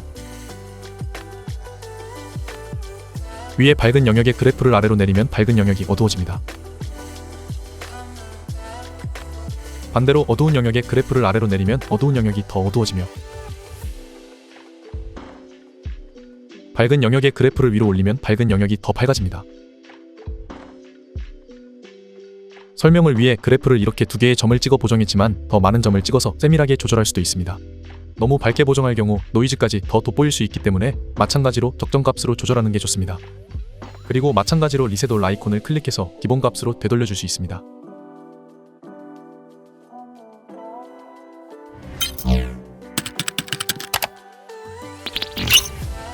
영상마다 보정값은 다 다르지만 일반적인 두 가지 예시를 보여드리겠습니다. 콘트라스트를 0.9로 설정하고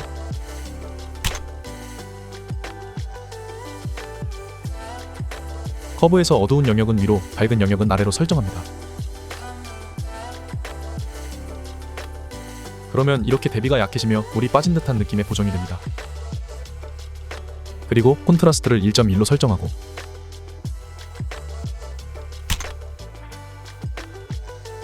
커브에서 어두운 영역은 아래로, 밝은 영역은 위로 설정합니다.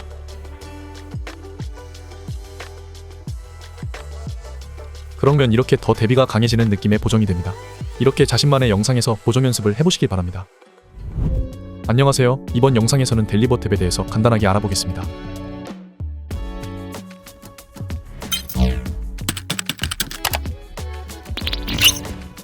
영상의 화질은 비트레이트와 큰 연관이 있습니다. 비트레이트에 잘 모르는 분들은 제 유튜브에서 영상의 기초 비트레이트 편을 참고하시길 바랍니다. 델리버 탭은 영상을 익스포트할 때 사용하는 탭인데요. 우선 파일 네임에서 저장될 파일명을 설정합니다. 그 다음 로케이션에서 저장될 경로를 설정해주고 포맷을 설정합니다. 만약 추가 색 보정 작업이 필요하거나 최대한 압축 손실이 없는 파일 출력이 필요한 경우라면 퀵타임을 설정한 뒤에 코덱에서 애플 프로레스를 설정한 뒤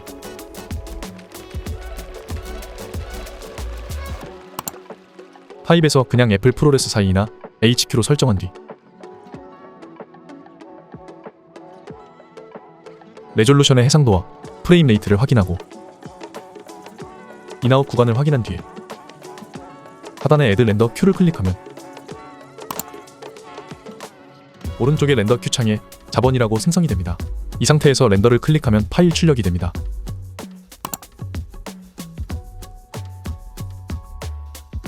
만약 유튜브 업로드가 목적이라면 포맷에서 mp4를 선택하고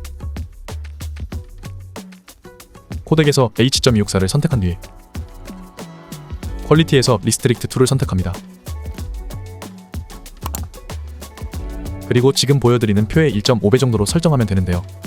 표는 메가바이트 단위이고 다빈치는 킬로바이트 단위라는 점을 주의하시면 됩니다.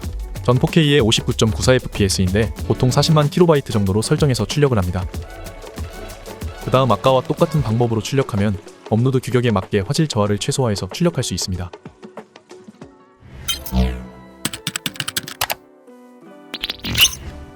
비디오만 출력하거나 오디오만 출력하는 방법입니다.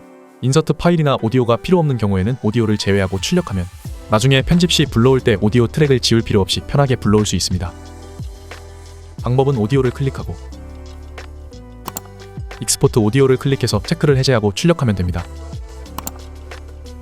그러면 이렇게 오디오가 제거된 비디오를 출력할 수 있습니다. 오디오만 출력하는 경우에는 다시 익스포트 오디오를 클릭해서 체크합니다. 그리고 비디오를 클릭하고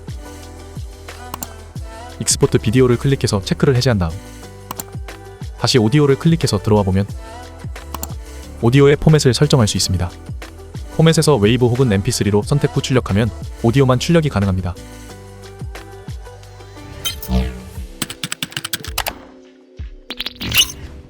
인서트 소스 등 클립별로 정리가 필요한 경우에는 클립별로 출력하는 게 좋습니다. 기본적으로 싱글 클립이 체크된 상태인데 인디비듀얼 클립을 클릭해서 바꿔줍니다. 그리고 파일을 클릭합니다. 개인적으로 추천하는 설정은 소스 네임을 클릭하고 유즈 유니크 파일 네임을 체크하는 설정입니다. 그러면 각 클립마다 독립적인 파일명으로 기존 원본 소스의 파일명이 포함되어 출력이 되는데요. 그러면 나중에 혹시 원본을 찾아서 다시 작업해야 할 때도 더 편리합니다. 그리고 인디비듀얼 클립에서는 주의할 점이 있는데요. 같은 파일이라도 클립이 잘려져 있는 경우에는 각각의 파일로 출력이 됩니다. 예를 들어 한 개의 파일을 잘라서 두 개의 클립으로 나뉘어져 있는 상태라고 가정해 보겠습니다. 1번 클립의 앞부분과 뒷부분인 상태인데요. 만약 유즈 유니크 파일 네임이 체크가 되어 있지 않은 상태에서 출력을 한다면 1번 클립의 앞부분이 출력이 먼저 됩니다. 그리고 같은 파일이기 때문에 뒷부분이 파일 이름이 겹치면서 1번 앞부분 파일을 덮어쓰면서 새로 생성이 됩니다. 그러면 1번 뒷부분 파일은 출력이 되었지만 1번 앞부분 파일은 덮어쓰기가 되면서 자동으로 삭제가 됩니다. 그리고 이렇게 덮어쓰기가 되면 출력에 더 오랜 시간이 소요될 수 있습니다. 그렇기 때문에 유즈 유니크 파일 네임을 체크해서 꼭 클립별로 독립적인 파일명으로 출력되도록 설정해주는 게 좋습니다. 안녕하세요. 이번 영상에서는 기본 텍스트 입력 방법과 말자막 만드는 방법에 대해 간단하게 알아보겠습니다.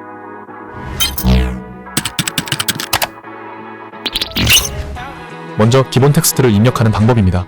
배경으로 사용할 영상을 가져온 상태에서 상단의 이펙트를 클릭해서 이펙트 창이 보여지도록 해주세요. 이 이펙트 창은 자막과 트랜지션뿐만 아니라 다양한 효과를 불러올 수 있는 창인데요. 무료 버전도 다양한 모션 자막과 트랜지션을 제공하기 때문에 잘 활용하면 좋습니다. 타이틀을 클릭합니다.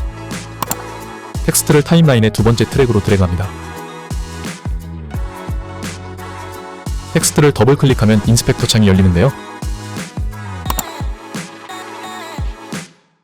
인스펙터 창에서 텍스트를 변경할 수 있습니다. 리치 텍스트에서 텍스트를 지우고 원하는 텍스트를 입력합니다. 폰트 패밀리를 클릭해서 원하는 폰트로 변경해주면 되는데요. 폰트는 저작권을 잘 확인하고 사용해야 합니다.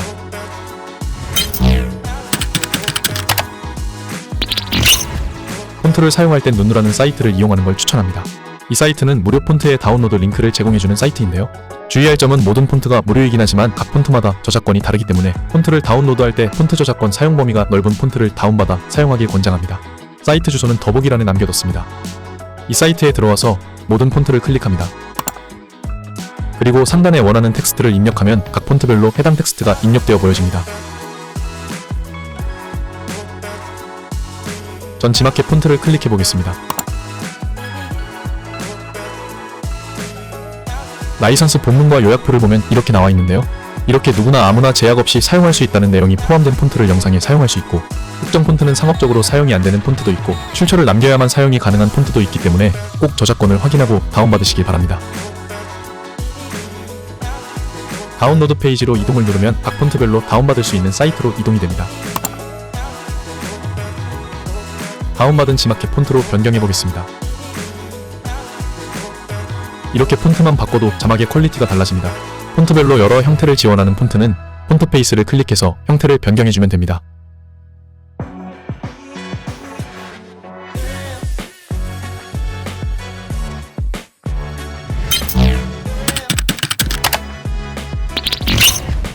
간단한 말자막을 만들어 보겠습니다. 오디오를 인식해 자동으로 말자막을 인식해주는 기능은 유료 버전만 지원이 되기 때문에 무료 버전에서는 수작업으로 만들어줘야 합니다.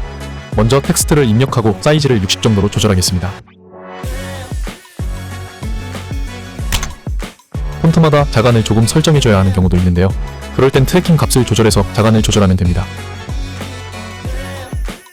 그리고 자막의 위치는 보통 하단에 위치하는데요. 정확한 위치를 지정해주는 게 좋습니다. 상단의 뷰에서 세이프 에어리어, 타이틀이 체크가 된 상태로 ON을 클릭합니다. 그러면 뷰어 창에 이렇게 타이틀 세이프 에어리어가 보여지는데요. 이 세이프 에어리어를 넘지 않게 설정하는 게 좋습니다. 인스펙터 창에 스크롤을 좀 내려서 4K 해상도 기준으로 포지션의 Y 값을 200 정도로 조절해 보겠습니다. 해상도에 따라 값을 알맞게 조절하면 됩니다. 그러면 자막의 위치가 세이프 에어리어를 넘지 않는 하단에 위치하게 됩니다. 만약 배경이 있는 자막이 필요하다면 인스펙터 창에 스크롤을 맨 아래로 내려서 백그라운드를 설정해주면 됩니다. 헤이트 값을 0.075 정도로 조절해주면 배경이 나타납니다. 코너 레이디어스 값을 조절해서 배경의 모서리 둥글기를 조절할 수도 있고,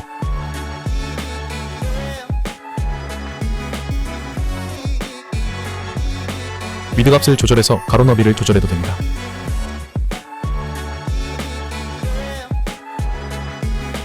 설정이 다 끝났다면 텍스트를 변경하고 싶은 구간에서 레이저 단축키를 이용해서 자른 뒤에 텍스트를 바꿔서 입력을 해도 되고, 텍스트를 복사 후 붙여넣기해서 다른 텍스트를 입력해도 됩니다.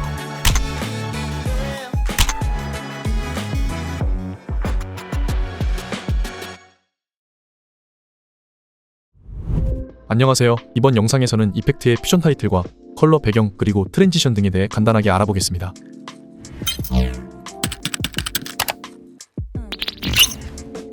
다빈치의 퓨전 타이틀은 초보자도 간단하게 텍스트 입력만으로 만들 수 있는 모션이 있는 자막 템플릿입니다. 상단에 이펙트를 눌러 이펙트 창을 열어주고 타이틀을 클릭하면 퓨전 타이틀이 보입니다. 마우스를 가져가서 오른쪽으로 이동시키면 어떤 모션인지 볼 수 있습니다.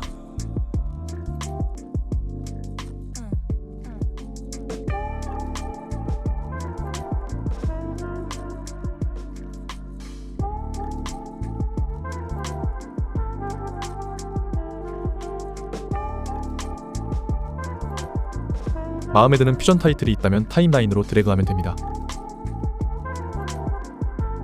그리고 클릭해서 인스펙터 창에서 텍스트만 수정하면 간단하게 모션이 있는 타이틀이 만들어집니다.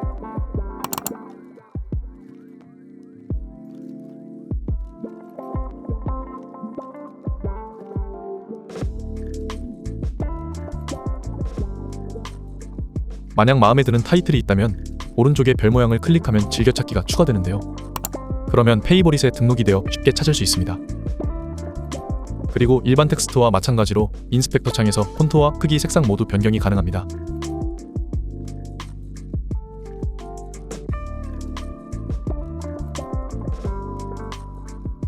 만약 텍스트가 잘 보이지 않는다면 이펙트의 필터에서 드롭 섀도우를 검색한 다음 퓨전 타이틀에 적용시켜주면 됩니다.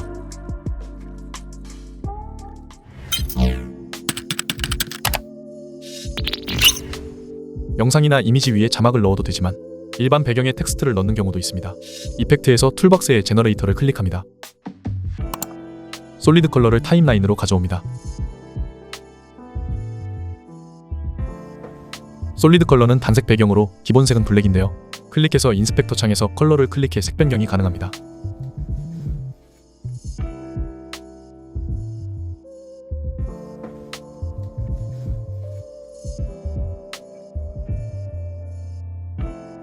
만약 그라데이션 배경을 원한다면 포컬러 그라디언트를 사용하면 됩니다. 포컬러 그라디언트를 타임라인으로 가져옵니다. 클릭하고 인스펙터 창을 보면 4가지 컬러를 선택할 수 있는데요. 이런 식으로 비슷한 색으로 설정해 그라데이션 배경을 만들 수 있습니다.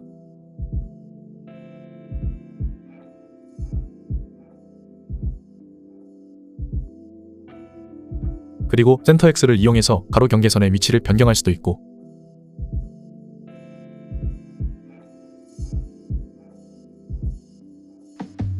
센터 Y를 이용해서 세로 경계선의 위치를 변경할 수도 있습니다. 그라데이션 배경 외에도 페이퍼나 텍스처 백그라운드 등도 가끔 사용하는 배경입니다. 간단하게 타임라인으로 가져와서 이 배경 위에 텍스트를 입력해서 사용하면 됩니다.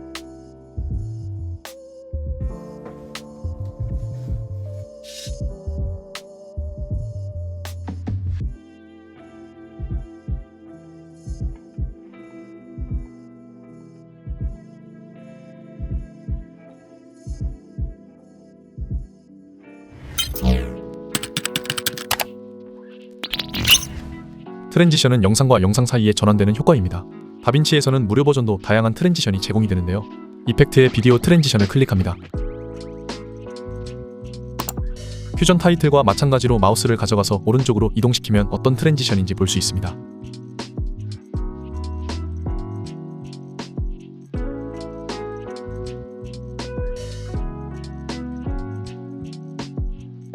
그리고 자주 사용할 것 같은 트랜지션은 마찬가지로 오른쪽에 별 모양을 클릭하면 즐겨찾기에 추가됩니다. 마음에 드는 트랜지션을 영상과 영상 사이에 드래그 앤 드랍하면 간단하게 적용이 되는데요. 다만 주의할 점은 전환되는 길이만큼 영상에 여유분이 있어야 합니다. 예를 들어 앞부분 영상의 맨 끝과 뒷부분 영상의 맨 앞부분은 트랜지션이 적용될 여유 영상이 없기 때문에 트랜지션이 적용되지 않습니다.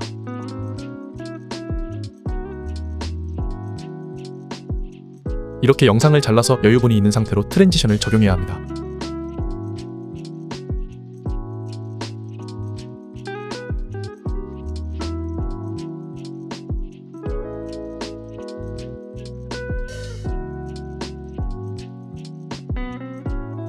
트랜지션의 길이는 마우스로 클릭해서 조절할 수도 있고, 인스펙터 창에서 듀레이션을 조절해도 됩니다.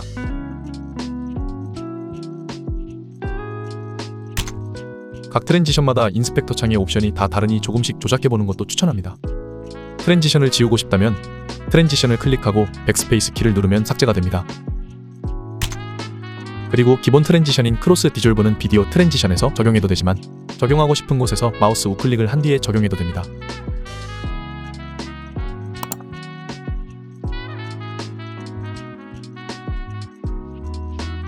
그리고 영상의 맨 앞부분과 맨 뒷부분에 여유 영상이 없더라도 트랜지션을 적용시키면 블랙 화면과 전환이 됩니다.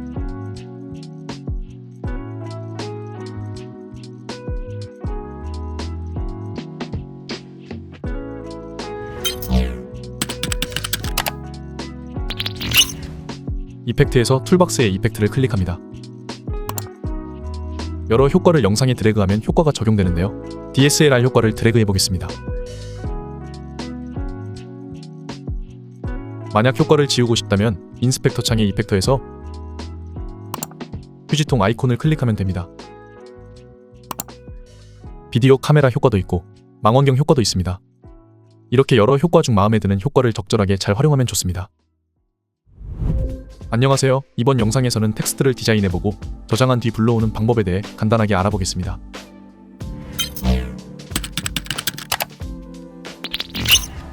먼저 배경으로 사용할 영상이나 솔리드 컬러를 불러와 주세요. 이펙트를 눌러 이펙트 창을 활성화시켜주고 타이틀에서 텍스트 플러스를 타임라인의 두 번째 트랙으로 가져와 줍니다.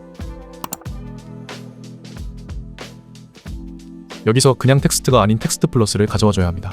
텍스트를 더블 클릭해서 인스펙터 창에 텍스트란의 기존 내용을 지워준 뒤 원하는 텍스트를 입력합니다. 폰트를 설정해줘야 하는데요. 이왕이면 얇은 폰트보단 두꺼운 폰트가 좋습니다. 텍스트 플러스는 인스펙터 창을 보면 쉐이딩이라는 메뉴가 있는데요. 클릭해줍니다. 여기 보이는 쉐이딩 메뉴를 이용해 텍스트 디자인을 할 수 있습니다. 기본적으로 셀렉트 엘리먼트의 1번은 이네이블드가 체크가 되어 있습니다. 이네이블드는 활성화되어 있다는 표시인데요. 어피어런스에서 첫 번째 텍스트가 체크되어 있습니다. 셀렉트 엘리먼트의 1번은 기본 텍스트에 뼈대라 체크가 되어 있는 건데요. 두 번째 텍스트를 한번 체크해 볼게요. 만약 속이 비어있는 텍스트를 원한다면 이렇게 디자인해도 되지만 전 다시 첫 번째 텍스트를 체크해 주겠습니다. 그리고 저는 컬러를 흰색으로 설정할 거라 그냥 두지만 다른 컬러로 변경해도 됩니다. 셀렉트 엘리먼트의 2번을 클릭해 줍니다. 이네이블드를 체크합니다. 그러면 이렇게 빨간색 아웃라인이 활성화됩니다. 어피어런스의 두 번째가 체크가 되어 있기 때문인데요. 색상을 원하는 색상으로 변경해 줍니다.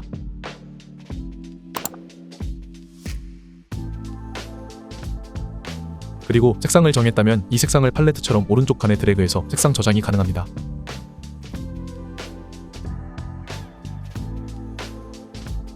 시크니스를 조절해서 두께를 조절해주세요.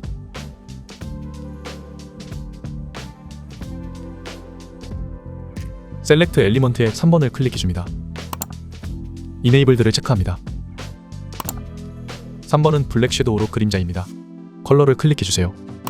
기본적으로 블랙도 좋지만 방금 전 아웃라인으로 설정했던 컬러를 클릭한 뒤 조금 더 어두운 색상으로 변경해줘도 좋습니다. 오퍼시티가 1로 설정되어 있어서 만약 그림자를 조금 연하게 설정하고 싶다면 오퍼시티를 좀 낮춰서 그림자의 투명도를 설정해줘도 됩니다.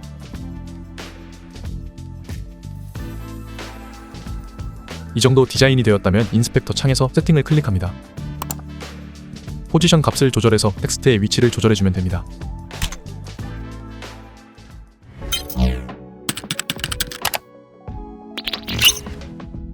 인스펙터 창에서 타이틀을 클릭합니다. 그리고 쉐이딩 메뉴 쪽에 있는 텍스트 메뉴를 클릭합니다. 아래로 좀 내려보면 라이트 온이라고 보이는데요. 글자 단위로 타이핑 느낌이 나도록 모션을 주는 효과입니다. 타임라인에서 0초로 이동한 뒤에 라이트 온에서 엔드 값을 0으로 설정해주세요. 그리고 키프레임을 활성화합니다. 1초 지점으로 이동합니다. 엔드 값을 1로 설정합니다. 그러면 이렇게 타이핑 느낌이 나도록 모션이 완성됩니다. 1초로 설정했지만 글자 수에 따라 키프레임 타이밍은 원하는 타이밍에 맞게 설정하면 됩니다.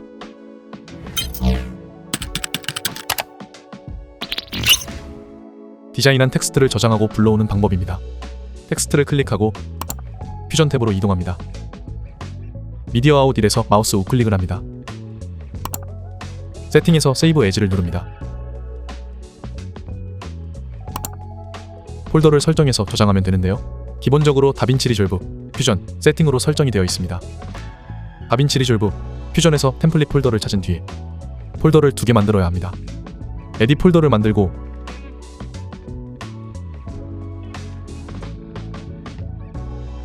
그 안에 타이틀즈 폴더를 만들어서 여기에 저장해줘야 합니다.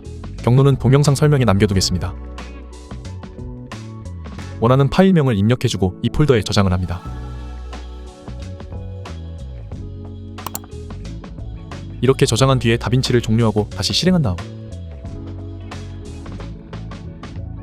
이펙트의 타이틀에서 저장했던 파일명으로 검색하면 만들었던 디자인 텍스트를 불러올 수 있습니다.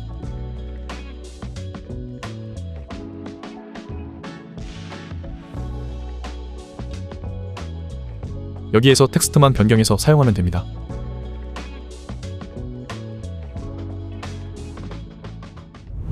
안녕하세요. 이번 영상에서는 텍스트에 그라데이션 색상을 넣거나 이미지 또는 영상을 넣는 방법에 대해 간단하게 알아보겠습니다.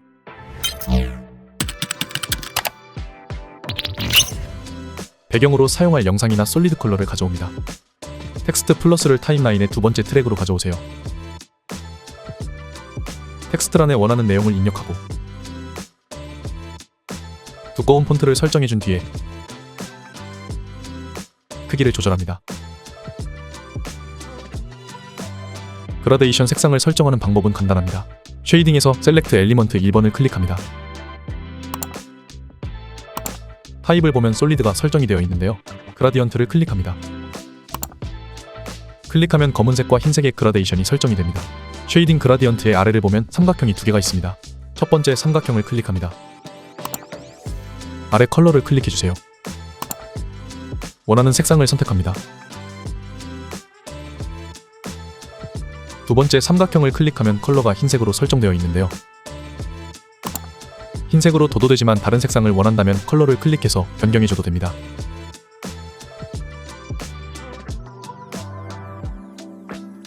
매핑 앵글을 통해서 그라데이션 각도를 조절해주고 매핑 에스펙트를 이용해서 그라데이션 강도를 조절할 수도 있습니다.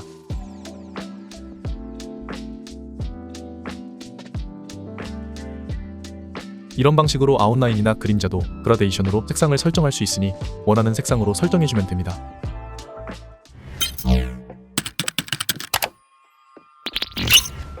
이미지를 넣는 방법도 간단합니다.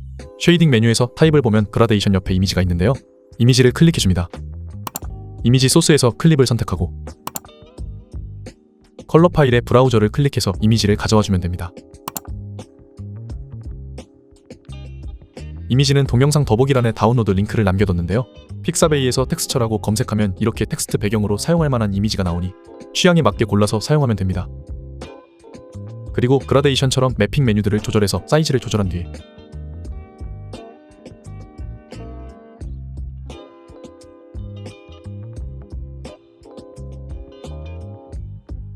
아웃라인이나 그림자를 활성화시켜서 꾸며주면 되는데요.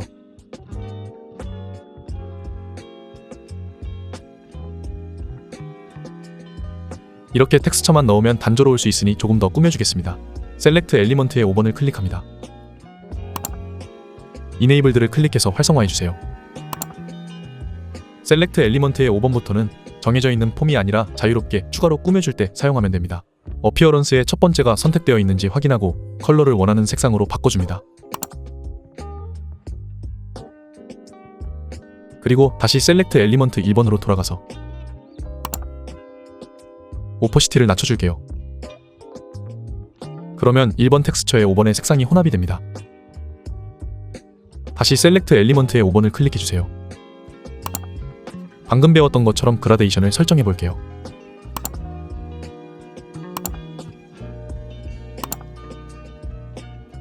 이런 식으로 텍스처와 색상을 혼합하면 더 퀄리티 높은 자막을 만들 수 있습니다.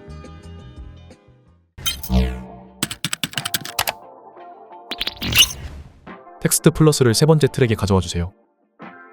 그리고 내용과 폰트, 크기를 조절합니다.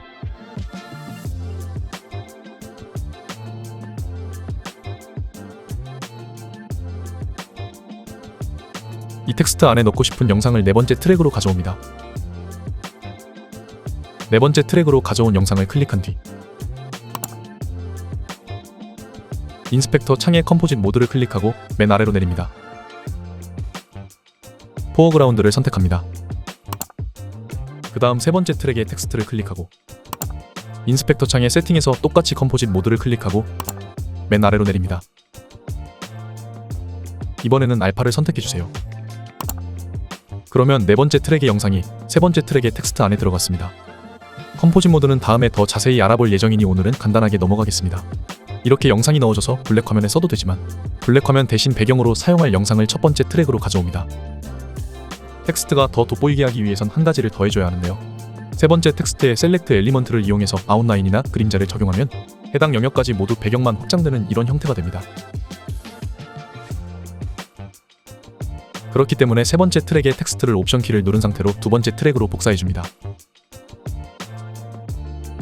두 번째 트랙의 텍스트는 아웃라인과 그림자 용도로만 사용할 예정이기 때문에 컴포짓 모드에서 리셋 아이콘을 눌러 기본인 노멀로 바꿔줍니다. 그 후 타이틀의 쉐이딩으로 가서 2번을 클릭하고 이네이블드를 클릭합니다.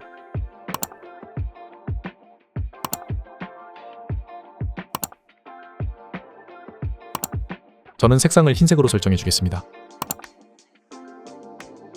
그 후에 라인의 굵기를 조절해주고, 그리고 쉐이딩에 3번을 클릭한 뒤 이네이블드를 눌러 활성화시켜줍니다. 그림자의 색상도 흰색으로 설정해주고, 오퍼시티를 0.3 정도로 설정해주겠습니다. 이렇게 1번 트랙은 영상의 배경, 2번 트랙은 텍스트의 아웃라인이나 그림자, 3번 트랙은 텍스트의 알파, 4번 트랙은 텍스트 안에 들어갈 포어그라운드로 설정해주면 영상 안에 텍스트가 들어가는 장면을 만들 수 있습니다.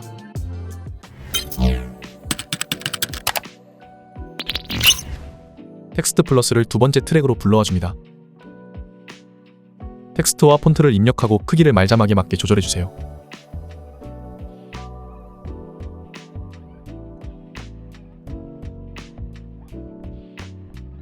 인스펙터 창의 세팅에서 포지션 Y 값을 조절해서 아래로 내려줍니다.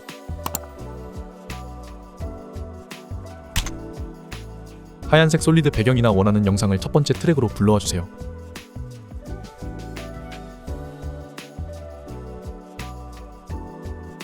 타이틀의 쉐이딩을 클릭해서 4번을 선택해줍니다. 이네이블드를 클릭해서 활성화합니다. 레벨을 보면 캐릭터로 되어 있는데요. 이걸 클릭해서 텍스트로 바꿔줍니다. 그러면 글자 단위로 배경이 생성되었던 것이 텍스트 전체 단위로 바뀝니다. 컬러를 선택해서 블랙을 선택해주고,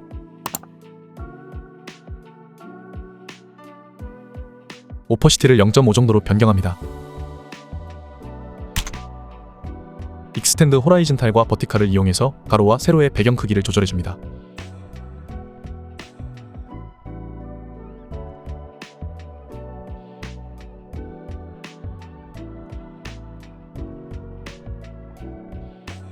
라운드를 이용해서 배경의 모서리를 부드럽게 조절해주면 끝입니다.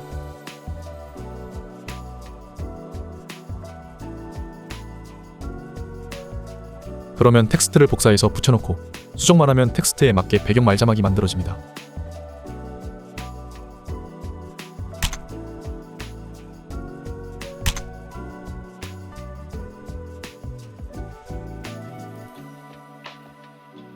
매번 이렇게 설정하기 귀찮다면 지난 시간에 알려드린 텍스트를 저장 후 불러오는 방법을 이용하면 됩니다. 안녕하세요. 이번 영상에서는 블러를 사용하는 방법에 대해 간단하게 알아보겠습니다.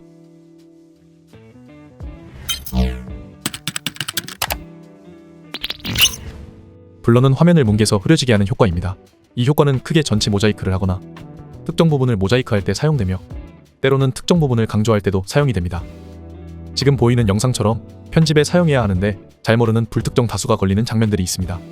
탑샷처럼 얼굴 식별이 불가능하거나 너무 작아 식별이 불가능한 경우가 아니라면 초상권 침해에 해당하기 때문에 모자이크 처리를 해야 하는데요. 이런 경우 블러 효과를 이용해 전체적으로 모자이크 적용을 한 뒤 사용하기도 합니다.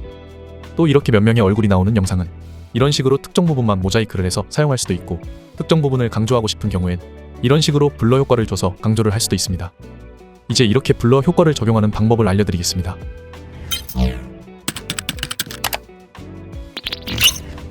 전체 모자이크를 하는 방법입니다. 상단의 이펙트를 눌러 이펙트 창을 활성화시켜주고, 오픈 FX의 필터를 클릭합니다. 가우시안 블러를 영상에 적용시킵니다.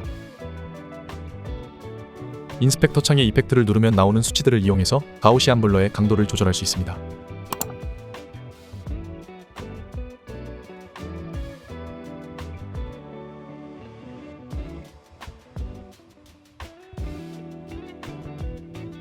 효과를 지우고 싶다면 인스펙터 창의 휴지통 아이콘을 클릭해서 지우면 됩니다.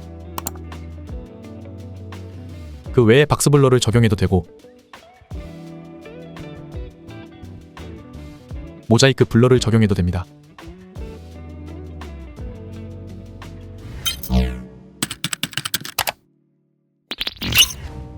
부분 모자이크를 위해서 컬러 탭으로 이동합니다.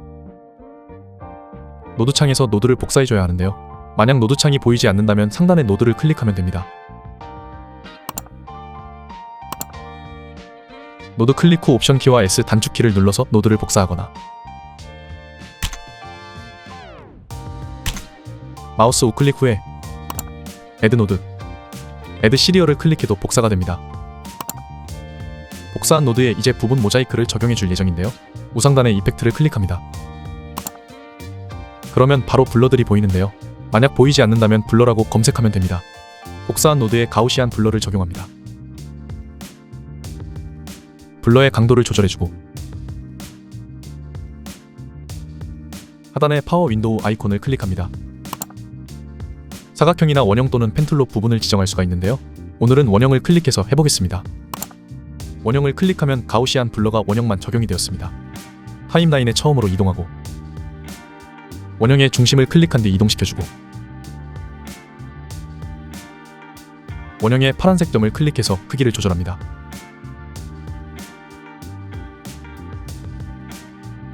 그리고 빨간색 점을 클릭하면 패더 값이 조절이 되는데요. 패더 값을 잘 조절하면 더 자연스러운 블러를 만들 수도 있습니다.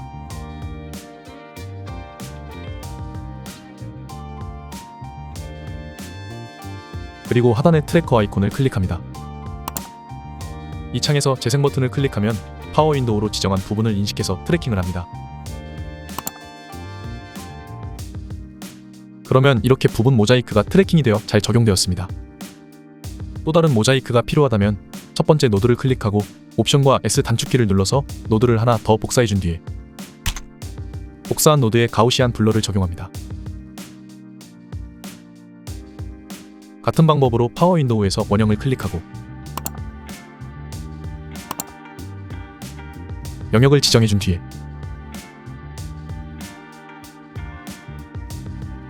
트래커 아이콘을 클릭해서 트래킹을 진행하면 됩니다.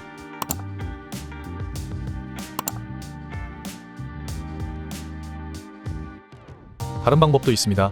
우선 복사한 노드들을 델리트 키를 이용해서 지워주겠습니다. 첫 번째 노드를 클릭하고 옵션과 S 단축키를 눌러서 노드를 하나 더 복사해준 뒤에 가우시안 블러를 복사한 노드에 적용시켜줍니다. 타임라인에 처음으로 이동시켜주고 파워 윈도우에서 원형을 클릭하고 가운데 앉아있는 아이를 선택해주겠습니다.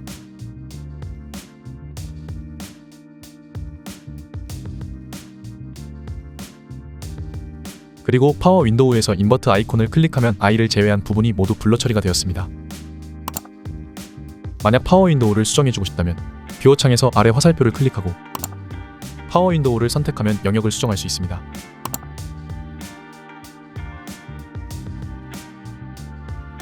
이 상태로 트래커로 이동한 뒤에 트래킹을 하면 완성이 됩니다. 다른 영상으로 예시를 하나 더 보여드릴게요. 노드를 복사하고 복사한 노드에 가우시안 블러를 적용합니다. 블러 세기를 조절해주고 파워 윈도우에서 원형을 클릭합니다.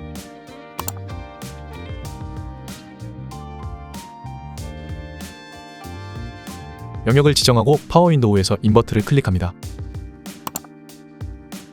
그리고 트래커에서 트래킹을 해주면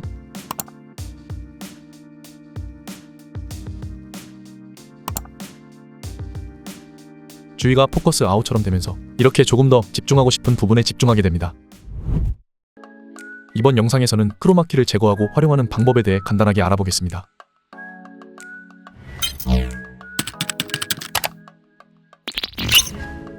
크로마키는 배경을 제거해서 영상을 합성하기 위한 목적으로 촬영하는 기술로 보통 그린스크린과 블루스크린이 있습니다. 만약 그린스크린으로 촬영한다면 그린색을 제거해야 하기 때문에 같은 계열인 녹색 의상이나 액세서리는 피해야 하고 블루스크린의 경우 블루톤 의상이나 액세서리를 피해야 나중에 색 제거가 편해집니다. 만약 레드스크린이 있다면 보통 사람의 얼굴에 붉은기가 있기 때문에 사람의 얼굴이나 입술 등의 색이 같이 제거될 수 있습니다. 그렇기 때문에 보통 잘 겹치지 않는 색인 그린스크린이나 블루스크린을 사용합니다.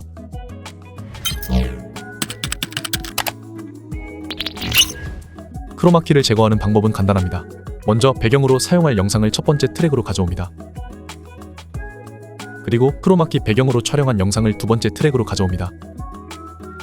이펙트 창에서 오픈FX의 필터를 클릭하고 3D 키어를 검색합니다. 그리고 이 효과를 크로마키 배경으로 촬영한 영상에 적용시켜줍니다. 적용 후에 인스펙터 창의 이펙트를 클릭해보면 3D 키어 효과가 적용된 걸 볼 수 있습니다. 이제 첫 번째 스포이드를 클릭해서 색을 지정해주면 되는데요. 뷰어 창에서 아래 화살표를 클릭하고 오픈FX 오버레이를 선택해야 스포이드가 활성화됩니다. 스포이드를 클릭하고 뷰어 창에서 제거하고 싶은 색을 클릭하면 되는데요. 크로마키 촬영이 깔끔하게 잘 된 경우라면 클릭 한 번으로 배경이 완전히 제거될 수 있지만 조명 등의 문제로 깔끔하게 촬영이 안 된 경우 배경이 모두 제거되지 않을 수 있습니다. 그럴 경우에 리셋 올 버튼을 클릭해서 초기화시켜주고 스포이드를 다시 클릭한 뒤에 뷰어 창에서 클릭 한 번이 아닌 꾹 눌러서 제거하고 싶은 색상이 선택될 때까지 드래그합니다.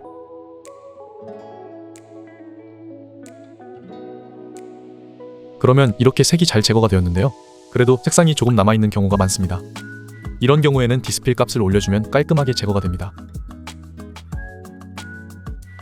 만약 디스필 값을 올려도 제거가 안 되었다면 지금 표시된 인스펙터 창의 값들을 조절해서 제거해줘야 하는데요. 값들은 촬영본에 따라 모두 다르기 때문에 자신의 촬영본에 맞게 찾아야 합니다. 그리고 인스펙터 창에서 줌과 포지션을 이용해서 원하는 위치로 이동시켜주면 크로마키 합성이 완료됩니다.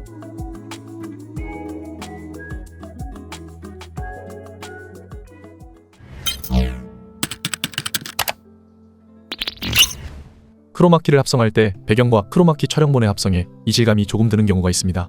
이런 경우에는 배경에 가우시안 블러 효과를 적용시키면 더 자연스러운 합성이 될 수도 있습니다. 첫 번째 트랙은 도서관 스트리미지 배경이고 두 번째 트랙은 크로마키 배경에서 촬영한 여성입니다. 이펙트 창의 오픈FX에서 필터를 클릭하고 가우시안 블러를 도서관 배경 이미지에 적용시켜 주겠습니다. 인스펙터 창의 이펙트에서 값을 조금 낮추면 이렇게 조금 더 자연스러운 합성이 가능합니다. 추가적인 보정을 위해 컬러 탭으로 이동하겠습니다. 커브 값을 살짝 조정해서 밝게 만들어주면 더 좋습니다.